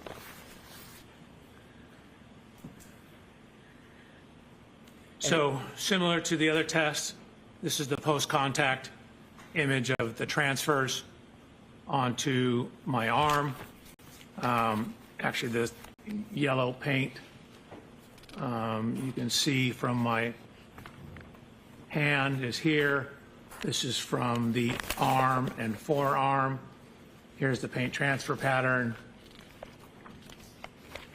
And that slide number, I'm Dr. sorry, Welcher? I'm terrible with that. That's Slide okay. 116 now. That was 115. Thank you. Slide 116. What I've done is I've taken these yellow lines to show the extension of the components on the rear of the exemplar Lexus. Then I've done this extension of those same components on the rear of Miss Reed's Lexus and shown how the approximate location of the fractures in the taillight match up with the approximate location of the contact of the arm onto the taillight. Dr. Welcher, do you have any indication of how Mr. O'Keefe's arm was bent, what angle it was bent at? Not exactly, but for these to be taillight shard fragments, they would need to be in the area of the taillight, but it could be further up. We know from the police photographs that there was a damage to the rear body panel in the area I'm searching here.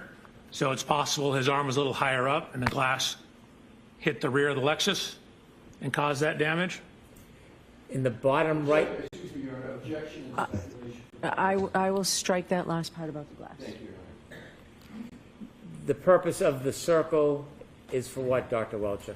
To show, in this case, primarily the location of the lacerations up on the arm, the upper part of the arm, and that they match up with the locations of at least the one remaining shard in the rear taillight of Miss Reed's Lexus. Looking at the picture of the Lexus bottom right middle, are there any marks on the Lexus itself that you took note of? Yes, it's on the next slide. Thank you. Actually, it's 2 slides. So there, again, this is the evidence marker. There was a horizontal scuff. We know Mr. O'Keefe had blue jean type pants on. There's a scuff in the area that would approximately correspond to hip level for Mr. O'Keefe. And next slide, please. Yes, ma'am. 118. Thank you. did you describe what you saw on the bottom right-hand corner photo as well? I believe, yes, I did. That's the scuff that lines up with the approximate height of Mr. O'Keefe's right hip.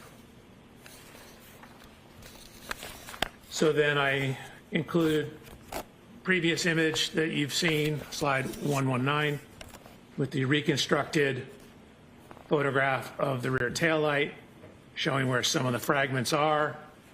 You can see where those fragments are relative to the curvature of the taillight.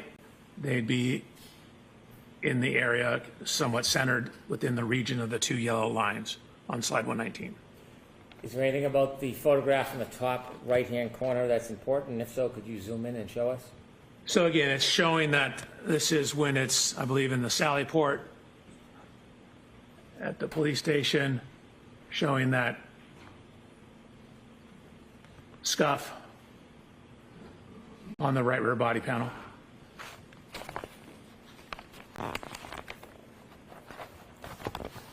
Did you see any similar scuffs in the middle back of the car? Objection, Your Honor. Sustained. Did you see anything notable as far as damage to the middle back of this Lexus? The middle? Yes. Like back where the doors are? Oh, with the middle of the back of the car, did you see any similar damage to the middle? There were scuff marks that ran along the bumper. Okay, continue, please. So this is just showing his jacket he was wearing, that the puncture marks coincide to the marks on his arm. This is from the autopsy report. A couple things it notes: a 0.5 centimeter abrasion on his right lateral knee. He's got a laceration on his right eyelid. That corresponds to the height of that rear wind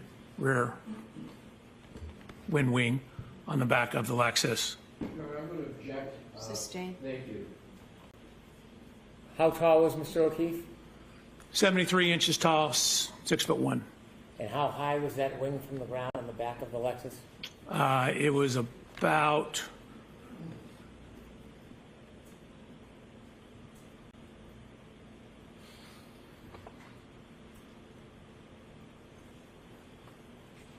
it's about 5 feet 11 inches, maybe 5 feet 10 and a half.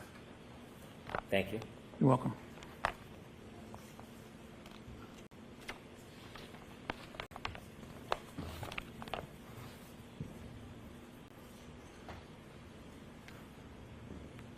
Did you notice anything about Mr. O'Keefe's right knee? I noticed there was a 0.5 centimeter abrasion on the right lateral knee. Did you note how high from his foot that bruise was on his knee? We don't know the exact length of his knee. The abrasion appears to be right here at knee level.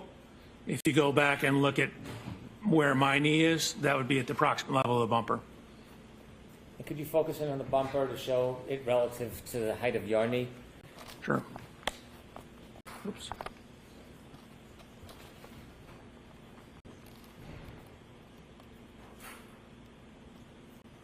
So my knee is approximately right here. This is where the bumper is. So the side of Mr. O'Keefe's knee will be in this general area. Okay, thank you. You're welcome. Sir, do you have an opinion to a reasonable degree of engineering certainty about the lacerations on Mr. O'Keefe's right arm and forearm regarding its orientation relative to the broken taillight on the defendant's Lexus? Yes. Your Honor, may I read my report, my opinion? Okay.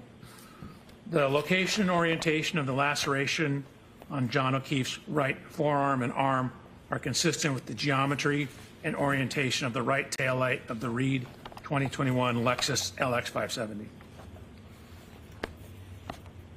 After considering these three different subjects that we discussed, the tech stream data, analyzing the touching between the defendant's Lexus and Mr. O'Keefe's car, and then your demonstrations regarding the injury to Mr. O'Keefe's right arm, did you consider further evidence in reaching any conclusions as an accident reconstructionist and a biomechanical engineer?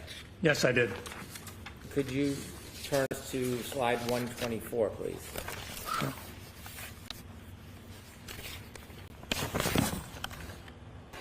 So this is some of the location of the physical evidence.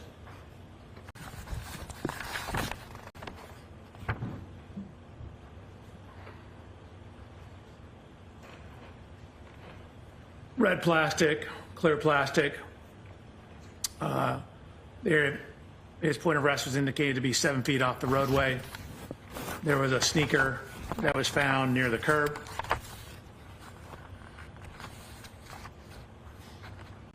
There were various fragments of taillight found in the snow on the morning of the incident, as to the afternoon of the incident. Could you zoom in on those photos so that we can see the dates? The date? Yes. Oh, sure. So January 29th at 5:46 p.m. This one's at 5:52. One's at 5:59. This one down here is at 5:46. So there were various fragments of the taillight that were ultimately pieced back together and determined to be from Miss Reed's right rear taillight. Additional evidence was found. This is taken on the afternoon of the accident, again around 5:50 p.m. Could you zoom in, please, for us? Sure. So what you see here was later identified as Mr. O'Keefe's right shoe. And this slide number, Dr. Welcher? Yes, ma'am. 127. Could you show us the time and date, please? January 29th at 5:50 p.m. So a series of photographs. Again, you can see on the right-hand photograph that this is the roadway, this is the curb. The grass will be up towards the top of the right image. On slide 127, the shoe is found, up against, in the roadway, up against the edge of the curb. Baseball hat, again, acquired the same baseball hat. Baseball hat was also found in the snow. You can see. I want you, before you move ahead, the baseball hat, could you give us a close-up view and also the date and time? So that's where it's buried in the snow. These were taken on February 3rd. I'm not sure what time it was.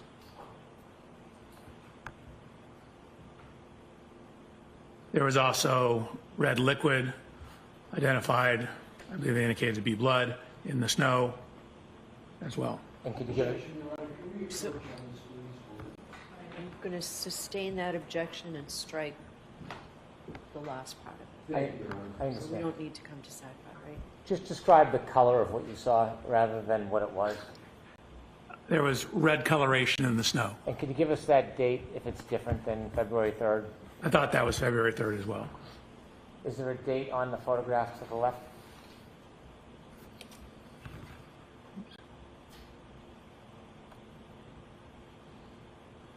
I don't see one. Okay. Do you know if those photos were taken by the Canton Police Department? Assistant. Do you know when exactly those photos were taken? I don't, except I have them dated as February 3rd. But I think that may just be the baseball hat photos. Okay, can you continue? Then we have photos of a broken glass.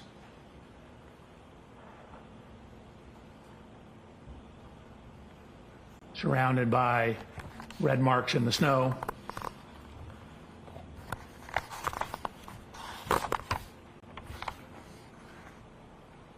Continue, please. This, by the way, is the flagpole. And that slide number, please, Dr. Yes, ma'am, 129. Thank you. Slide 130. Can you enlarge that and explain to us what that is? Sure. So at the bottom, it indicates where it's from. So this was from a presentation I gave looking at pedestrian injury biomechanics back in 2005. And what it's showing is where what are the most common injuries in pedestrian impacts. So what it shows is head injuries are the most common injury in pedestrian impacts. So on the right-hand side, it's all injuries. You can see of all the individual study, the highest prevalence or highest or most common injury was head injuries. In those that sustained severe life-threatening injuries, again, the highest was also head injuries. So head injuries are very commonly associated with pedestrian impacts. This is anatomical drawings just to help you understand the anatomy. The middle section here is from Mr. O'Keefe's autopsy report. The lower right diagram, the green line represents the fracture lines, predominantly here, at least in the base of the skull.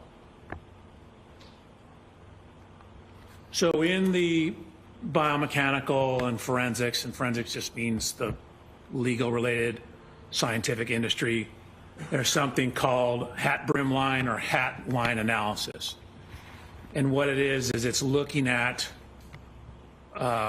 where the hat line, you can imagine, is where the brim of a hat would be. And what it is, it's literature that's looking at where head injuries from falls commonly occur.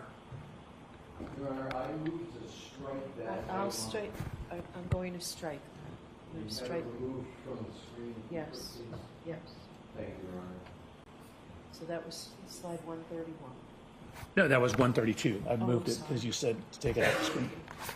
Your Honor, one more request is to agree to not take that into consideration. So, jurors, when I strike something, that means don't pay any attention to it. Thank you, Your Honor. Continue, Dr. Welcher. Your Honor, I need to go past that slide. Okay, go ahead, go past it. This is the next slide. Okay, if you can continue. Sure. So I provided peer-reviewed scientific literature that looked at a metric where they were publishing research trying to delineate falls versus blows or assaults. And so this metric is in that scientific literature. They looked at a total of 400 different events, 235 falls, 165 assaults. And so you can see where it says mandible. So mandible is your lower jaw. Can you enlarge that a little bit, please? Your Honor, pardon the interruption.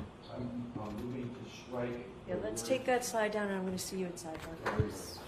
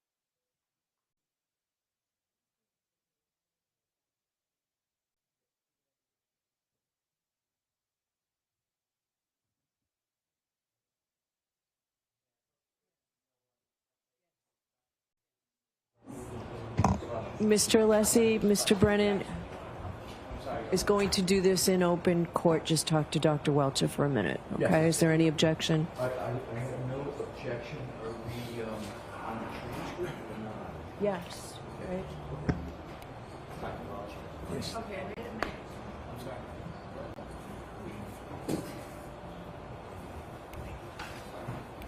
Dr. Welcher, on the headings, evidence, Lexis and John O'Keefe. Yes. Follow the next couple of slides. Absolutely. Thank you. No talking, court still in session. And we're going to remove the heading on each one of the slides. I don't want to repeat what it says, but on each one of them, we're going to put it. Thank you. And now, that's all I see. And I'm going to now use the 10 minutes to see if there's anything else in the report to be made. So it starts on page 124. Is that right, Mr. Brennan and Mr. Alessi? I don't have the whole one in front of me. Dr. Welcher, is that where it starts? That appears to be, Your Honor, yes. 124.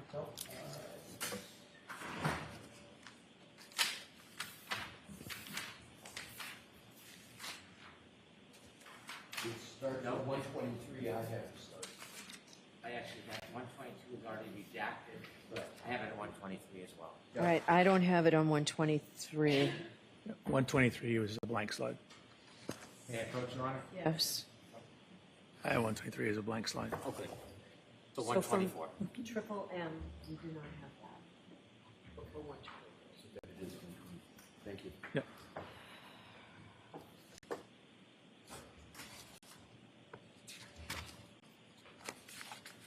What 124 through 138, is that accurate, counsel?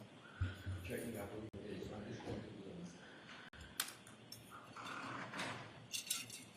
Chrissy, do you need a break? Do you need 5 minutes? Yes, Your Honor. Okay. So if you could do that for us. Absolutely, Your Honor. Dr. Welcher. I'm doing it right now. We can bring the jurors back. Your Honor, if we could just, now I just want to look at the rest. Okay. 2 minutes. And then Sure. Your Honor asks us to do that. Sure.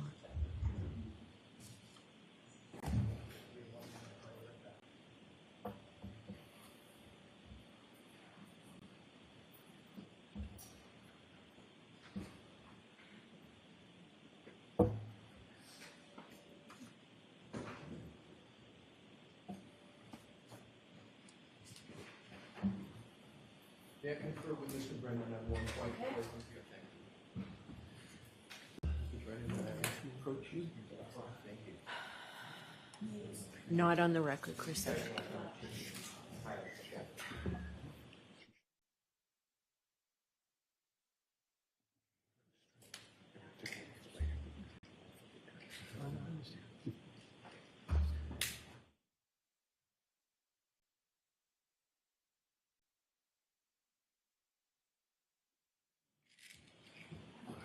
Excuse me, Mr. Brennan.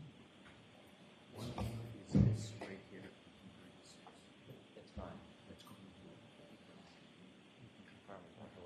Yeah.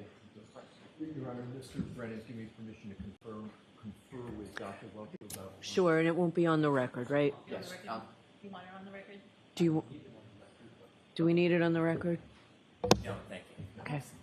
Dr. Welcher? Yes, sir. Please turn to slide 137.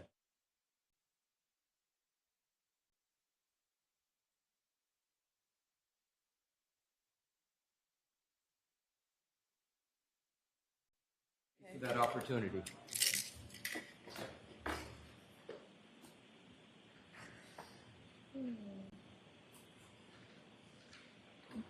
Your Honor, you struck one slide. I'm sorry. I didn't strike we struck it subject to going back once the heading's gone, right? Correct. There may be, depending upon what's in the video, there may be more. That's why we're Right, saying, but the everything- ones. All right, so So I can go back and show them. Yes. I don't want to offend the court. Okay.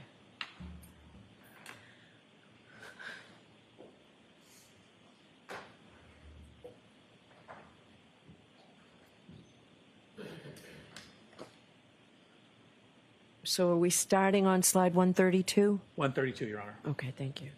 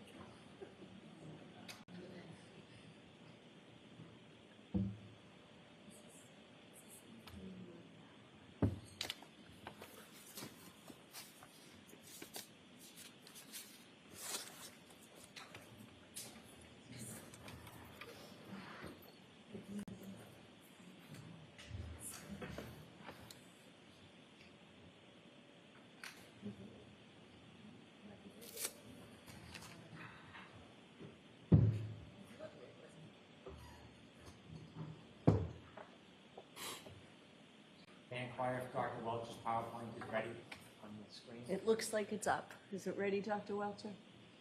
You got me scared when you asked me that. I need to double check. Yes, I believe I redacted everything, and we are on slide 132. Thank you.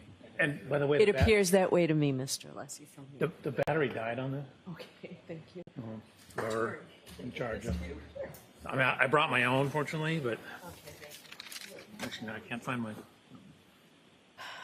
Oh, Ms. Gilman has one.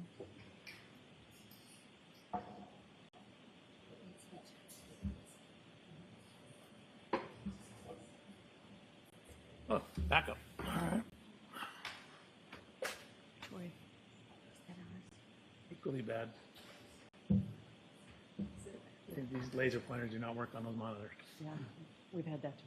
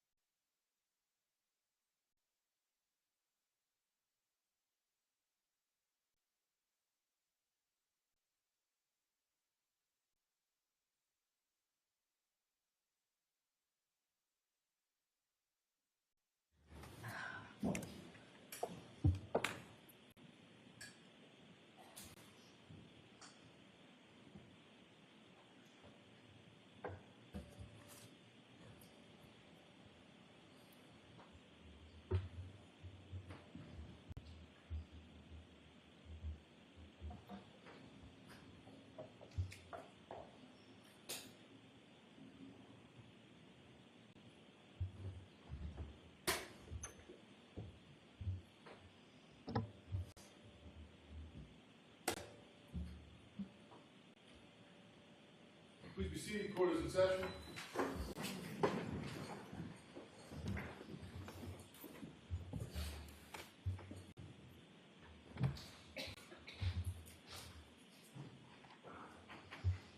Dr. Welcher, if you could return to slide 132. Actually, 133, Dr. Welcher.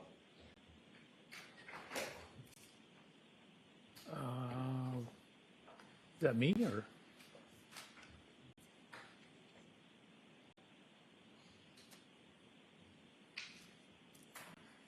$132 or $133? 133, please. The next one after that. So we did skip over 132. So we skipped over that one as well. Keep going. There we go. If you can enlarge that just a little bit for us. Sure. Now you mentioned that there was studies that talked about guiding the difference between potential injuries. Correct. Okay, explain that. Sure. So I gave 3 papers and someone's dissertation on this issue.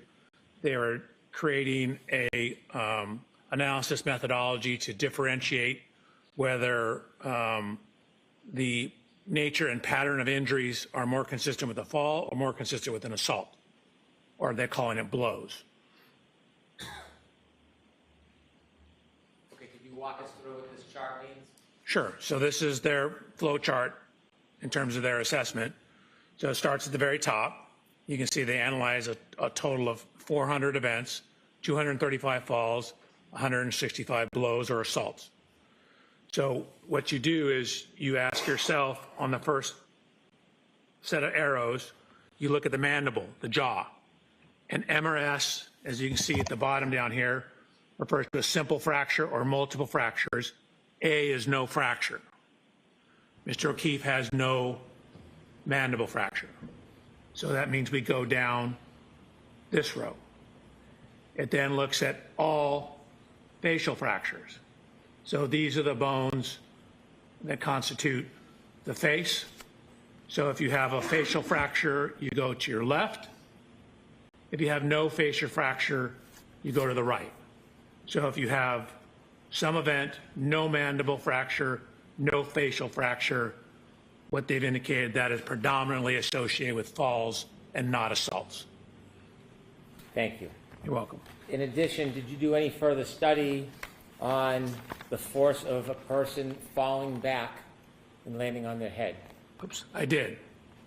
Could you So what I did was I did what are called drop test. I took an anthropomorphic test device, ATD, which is just a fancy name for a crash test dummy, and dropped it backwards onto a hard surface to look at what happens if you were to, say, fall backwards and hit your head onto a hard surface. So on this particular photograph of Mr. O'Keefe in the upper left, there's noted to be abrasions above the fracture line in the area. You can't see that at all. You can see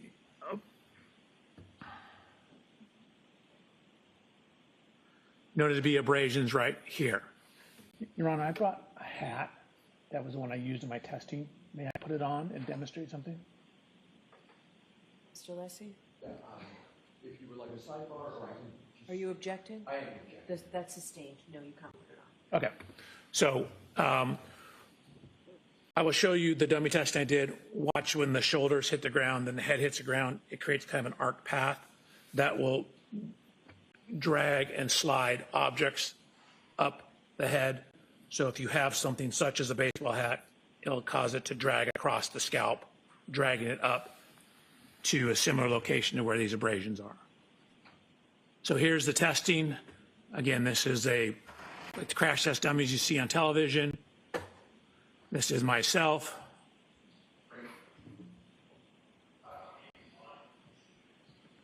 They're giving me similar instructions, telling them what we're going to do. I said, and watch. Shoulders come in, then the head contacts the ground. What you see is if you fall backwards and land on a very hard surface or hard surface, you'll get extremely high loads on the head. If you compare that to data in the science. I'm sorry to interrupt. Yeah. Could you enlarge that, please explain what the chart is before you explain? Oh, sure. This chart up here? Nope, on the next page. Right. You can enlarge it, tell us what it is before you get into the details. Absolutely. So this is actually kind of a famous study that was published, one of the first studies looking at head fracture or skull fracture tolerances. So what you see, the portion at the back of your skull is called the occiput bone. So that bone, if you put your hand on the back of your head, is your occiput. So we're looking at occiput impacts. And what you can see is that when they took cadaver skulls and dropped them from as low as 40 inches onto a hard surface, they were getting linear fractures. And you can see even at 40 inches, there is called a stellate fracture. Stellate means star-like. You get a fracture that goes out like a star.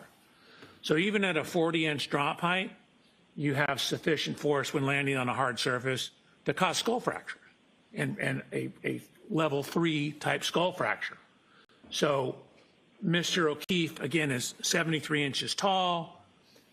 His occiput is about 4.6 inches down from the top of his skull. That means it would fall a total of about 73 minus 5 would be 68, so just under 6 feet. So 72, 4 inches under, so 5 foot 8 inches is the fall height. What is data showing that even at a fall height as low as 40 inches onto hard surface, you can get fairly severe skull fractures. Thank you. Dr. Welcher, regarding your third part of your analysis, did you come to a conclusion to a reasonable degree of engineering certainty whether or not the defendant's Lexus collided with Mr. John O'Keefe on the evening of January 29, 2022, around 12:32 a.m.? Yes. Before you give me your opinion, I'd like you to share with the jury what that opinion is based on.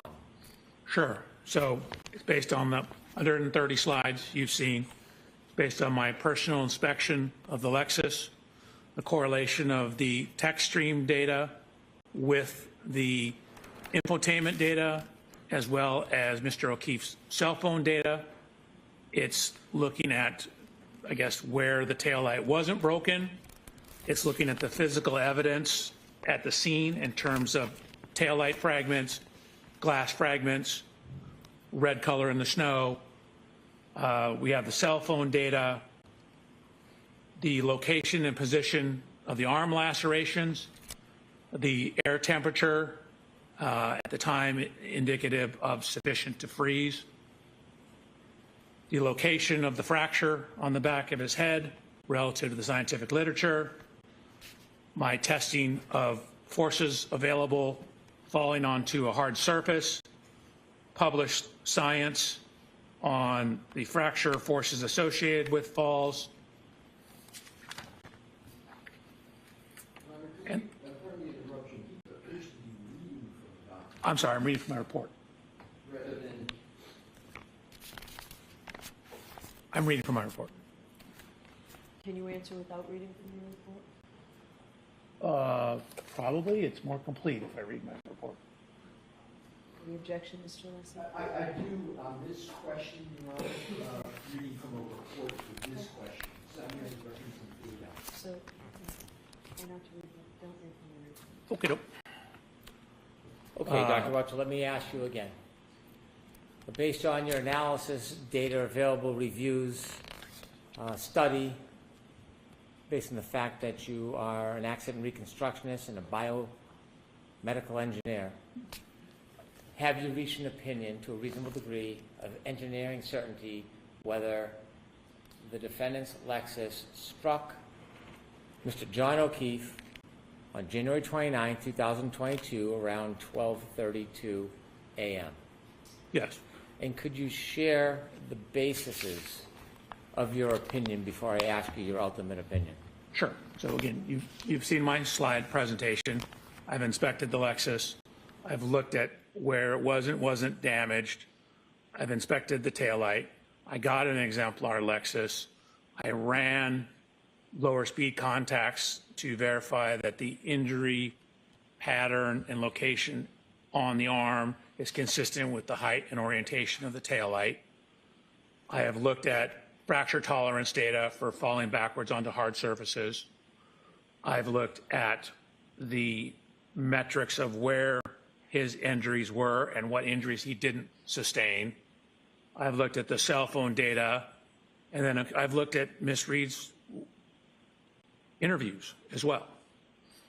Based on all the evidence you considered, could you share with the jury what your opinion is to a reasonable degree of engineering certainty about whether the defendant's Lexus struck Mr. O'Keefe on January 29, 2022, around 12:32 a.m.? Objection, Your Honor. Going to 11. I can answer? Yes, based on the totality of the evidence, DNA, everything I've talked about, that is consistent with that happening with a reasonable degree of scientific certainty that is what happened. Objection, move to strike, Your So Honor. I'm going to strike that. I want to see Councilor Zabak for just.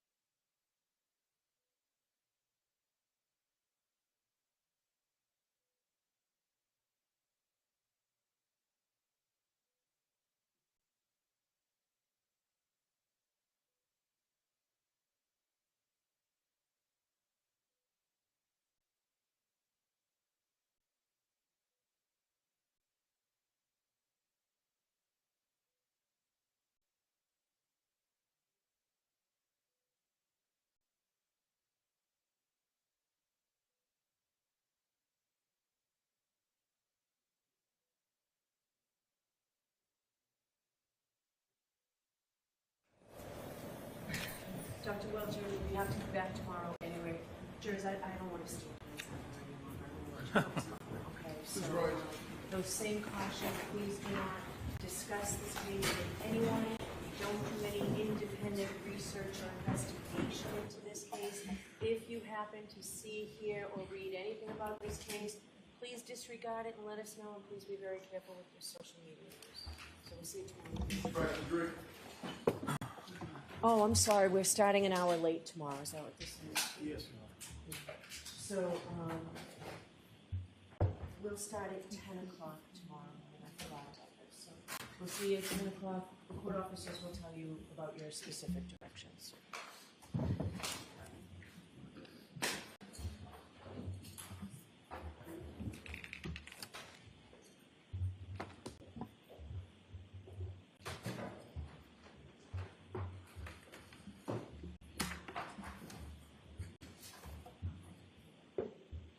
Do I need to pack all this up?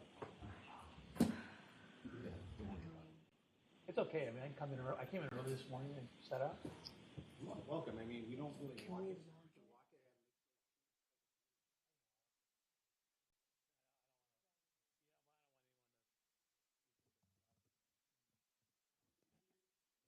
Yeah, I'll do that.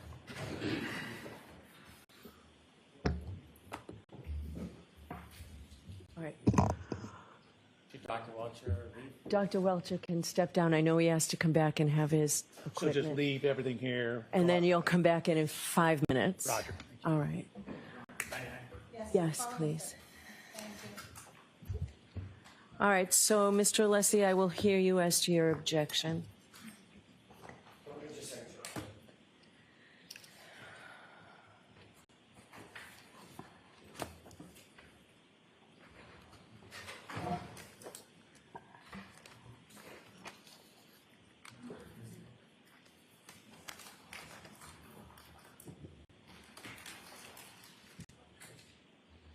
Thank you, Your Honor. Would you like me to go to the podium or stand? Right there's fine, and let's try and wrap this all up by 4 because I've already heard you at sidebar. We'll do so, Your Honor. That means both of you I'll hear from within the next 5 minutes. Go ahead, Mr. Alessi. Thank you, Your Honor. The point number 1 is the question of whether, based on a reasonable degree of scientific evidence or certainty, he has an opinion whether a collision occurred. I'm going to give a dramatic and accurate example that happens in courts all the time with equivalent. So, by analogy, if the issue is whether or not a defendant has stabbed an individual and caused a certain event, that is the ultimate question for the jury. That question is never permissible in a trial. By analogy, this is the exact analogous situation. The question of whether there was a collision is the ultimate question for the jury. That is why we are having this trial. The defense strongly asserts there was no collision, and there is substantial evidence to that. We are going to cross-examine Dr. Welcher. We are going to put in our own strong case to demonstrate no collision occurred. That's no surprise. It was in our opening statement. This witness cannot, by precedent for years, opine on the ultimate question that is going to the jury. I accept, subject to evidentiary issues, the 2 questions that a biomechanist always answers in these situations. Is the damage to the vehicle consistent with a pedestrian hitting the vehicle? And are the injuries to the individual consistent with being hit by a motor vehicle? Those are the questions that are permissible, not the collision question. It is resoundingly improper in this trial, in any trial where that is the ultimate conclusion for the jury. Yes, an expert can offer opinions, but every expert is bounded by the extent of their opinion, and that opinion on whether there was a collision would invade the province of the jury and the whole purpose why we are here, Your Honor. Thank you. All right, Mr. Brennan. So what Mr. Lisi is arguing is that in their opening statement, they repeatedly invaded the province of the jury because they must have asserted vehemently over and over again there was no collision, over and over and over again. And he just told you that when his expert takes the stand, they'll have abundant evidence that there was no collision. This case is about the collision, but that is not the ultimate issue. The ultimate issue is manslaughter or mens rea for second-degree murder, not collision. They don't get to define the prosecution's case. They do not get to define or limit the prosecution's opinions. They have no case law. They have no study. They have no jurisdiction or jurisprudence to say what we are limited to. He's entitled to an opinion. His opinion is not limited to whether or not the defendant struck Mr. O'Keefe. That evidence is obvious. It's not whether or not there's damage to the car or Lexus. That evidence is obvious. He also is an enormous part of a biomedical engineer and an accident reconstructionist.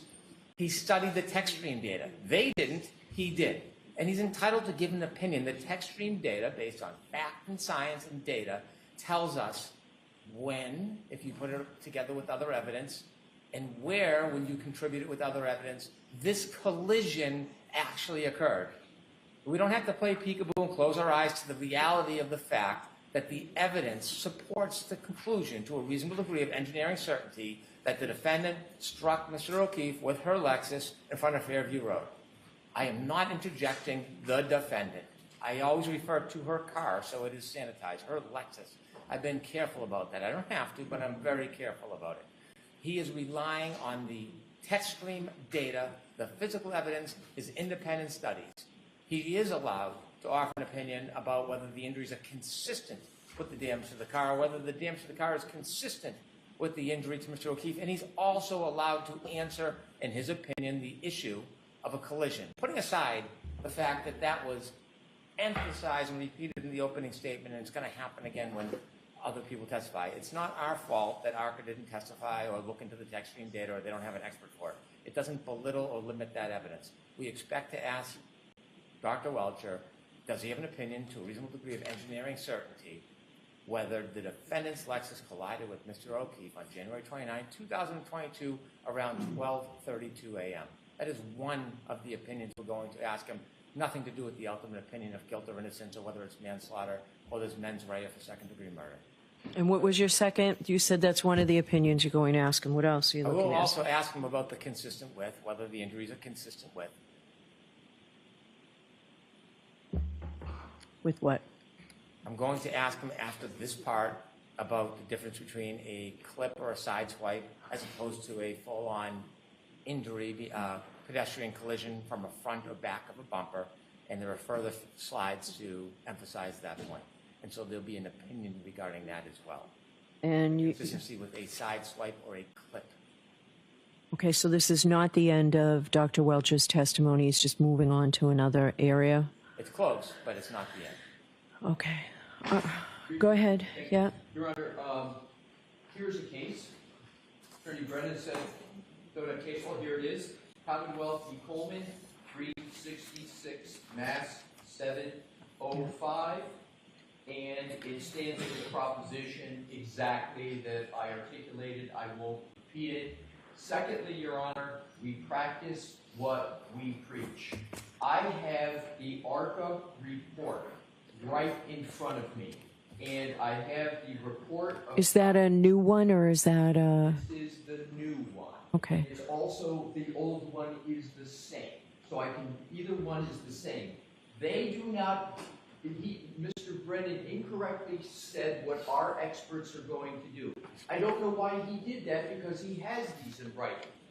Neither Dr. Wolf or Dr. Rentschler talk about a collision or conclusion. It's consistency. So there's two questions I said at sidebar.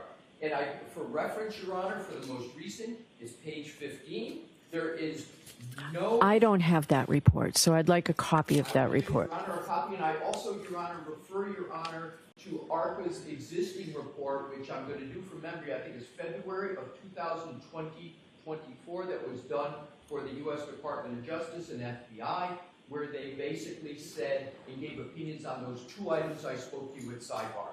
So Attorney Brennan is incorrect when he says what our experts are going to say or not. We've already committed in writing to what they're going to say. We're consistent. We practice what we preach. All right, so we will discuss this tomorrow before we start. I'll tell you my ruling tomorrow before we start. I need to go back and see what exactly came in to evidence today. All right, so I'll see you in the morning. All right.